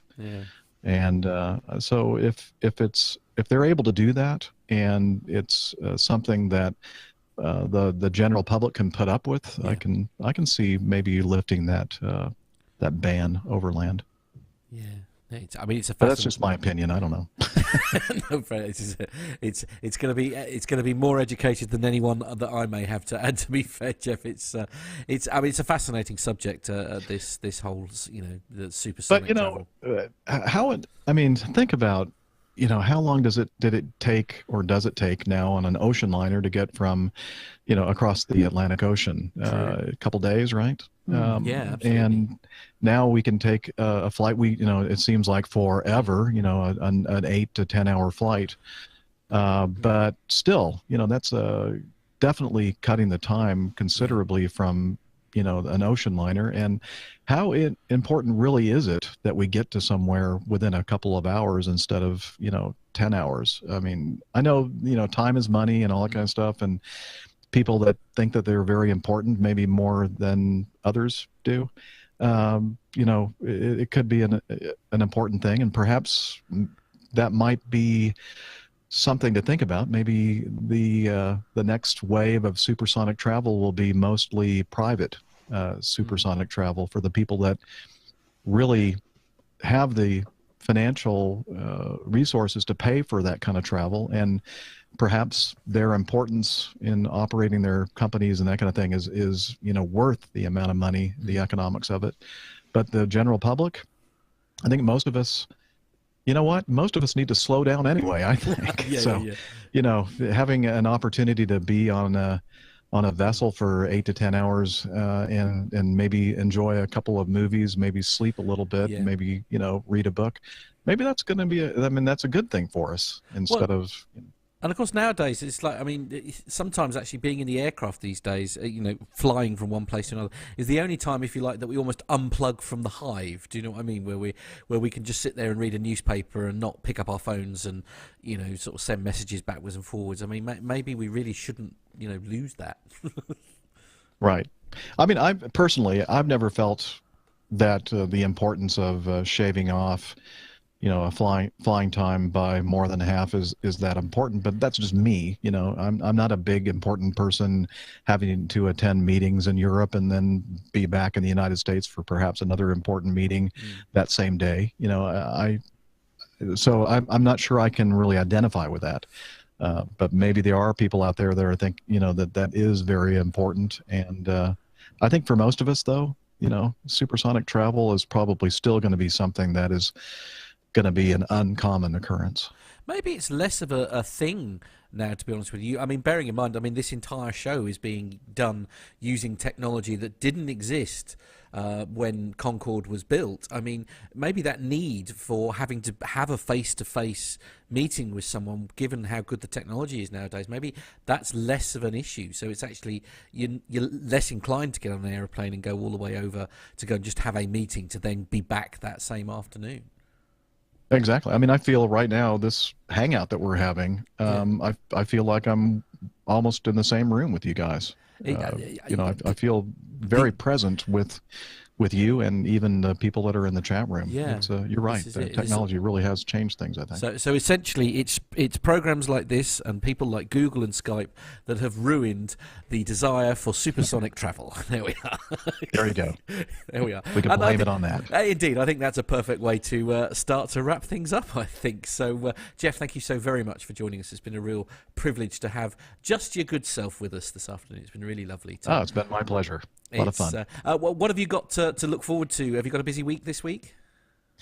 I have a 3-day trip, Monday, Tuesday, Wednesday, flying with Brent, the first officer that I enjoy flying with. We've flown together for quite some time, and so I'm looking forward to that. And then on Thursday, I'm going to be flying as a passenger out to Los Angeles area, Orange County.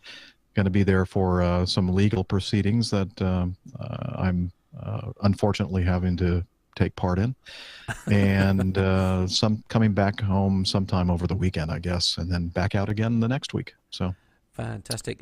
Busy week. What sort of week have you got, Nev? Are you having a what I'd like to refer to as a chilled one? Yes, I hope so, because my poor car thinks that someone has shoved a drill up the speedo cable last week. And yes, I'm going to be doing slightly less driving. Well, apart from the fact that you're... Friday, it's an important day because we start the day with me and who I shall now refer to as the future Mrs. Nib. Well, indeed. Yes. Going down to the registry office just to do some, formalities before the wedding in June. And then I should be driving across several continents to get to the Barnes studio. There's no need for that, is there? It's really not that bad. Really? Yeah. Oh, yeah. And I've got my passport with me as well. Good. Absolutely, yes. So I should be bringing with me Mrs. Nev, so she will be seeing the full fantasticness of the Barnes studio. Oh, I say. And I should be bringing my mixer over, which I'm donating to it. And I shall also be bringing the very nice gift that Captain Jeff gave us. I can't wait to see it. The big on-air light as well. Indeed. So that's going to take pride of place in the studio also. Certainly is, it's absolutely. Going to be a busy end of the week. Indeed, yes. So nice and quiet right up till the end then. There we Yes. are. Has the future Mrs. Neb done a complete and thorough background check on you? Oh, dear. Well, obviously there's the due diligence procedure, and there's things that I'd rather not go into right now. Yeah, I understand. For obvious reasons, for public decency. Yeah. And legal ones as well. Yes. I believe I should throw in a certain phrase that goes along the lines of family show, ladies and gentlemen. Family show. But also, her track record is as bad as mine, so actually she can't really say too much about it. Oh, now look, stop it. Don't spoil a beautiful moment, please. Family show, ladies and gentlemen. Family show. Brilliant. I did that without moving my lips. Amazing. Well, it's amazing what you can do these days. Well, guys, look, it's been an awful lot of fun, but that is where we have to bring things to a close. As I say, thanks very much for joining us, Jeff. And when can, obviously, how do they get in touch with a legendary show that is APG?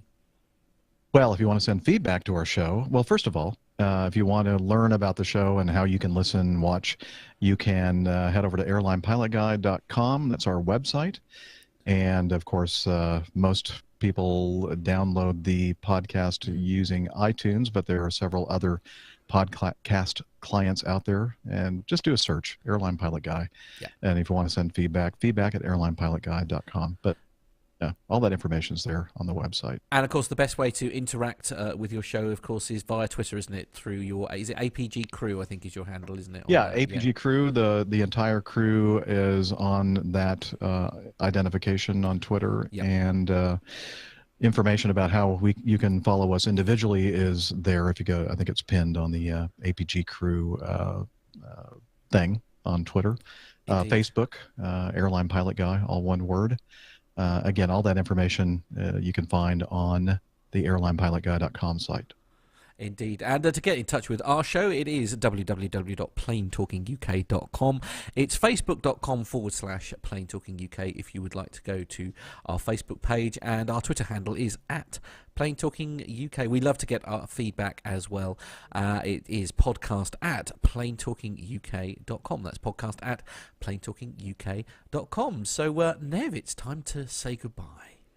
It is, and thank you very much, Jeff, for a superb contribution, as always. I think, as always, when we listen to you, we all are slightly more better informed. We do. Yes, it's been great. I feel educated today. Being honest about that, but thank you. No, you're very welcome. Indeed.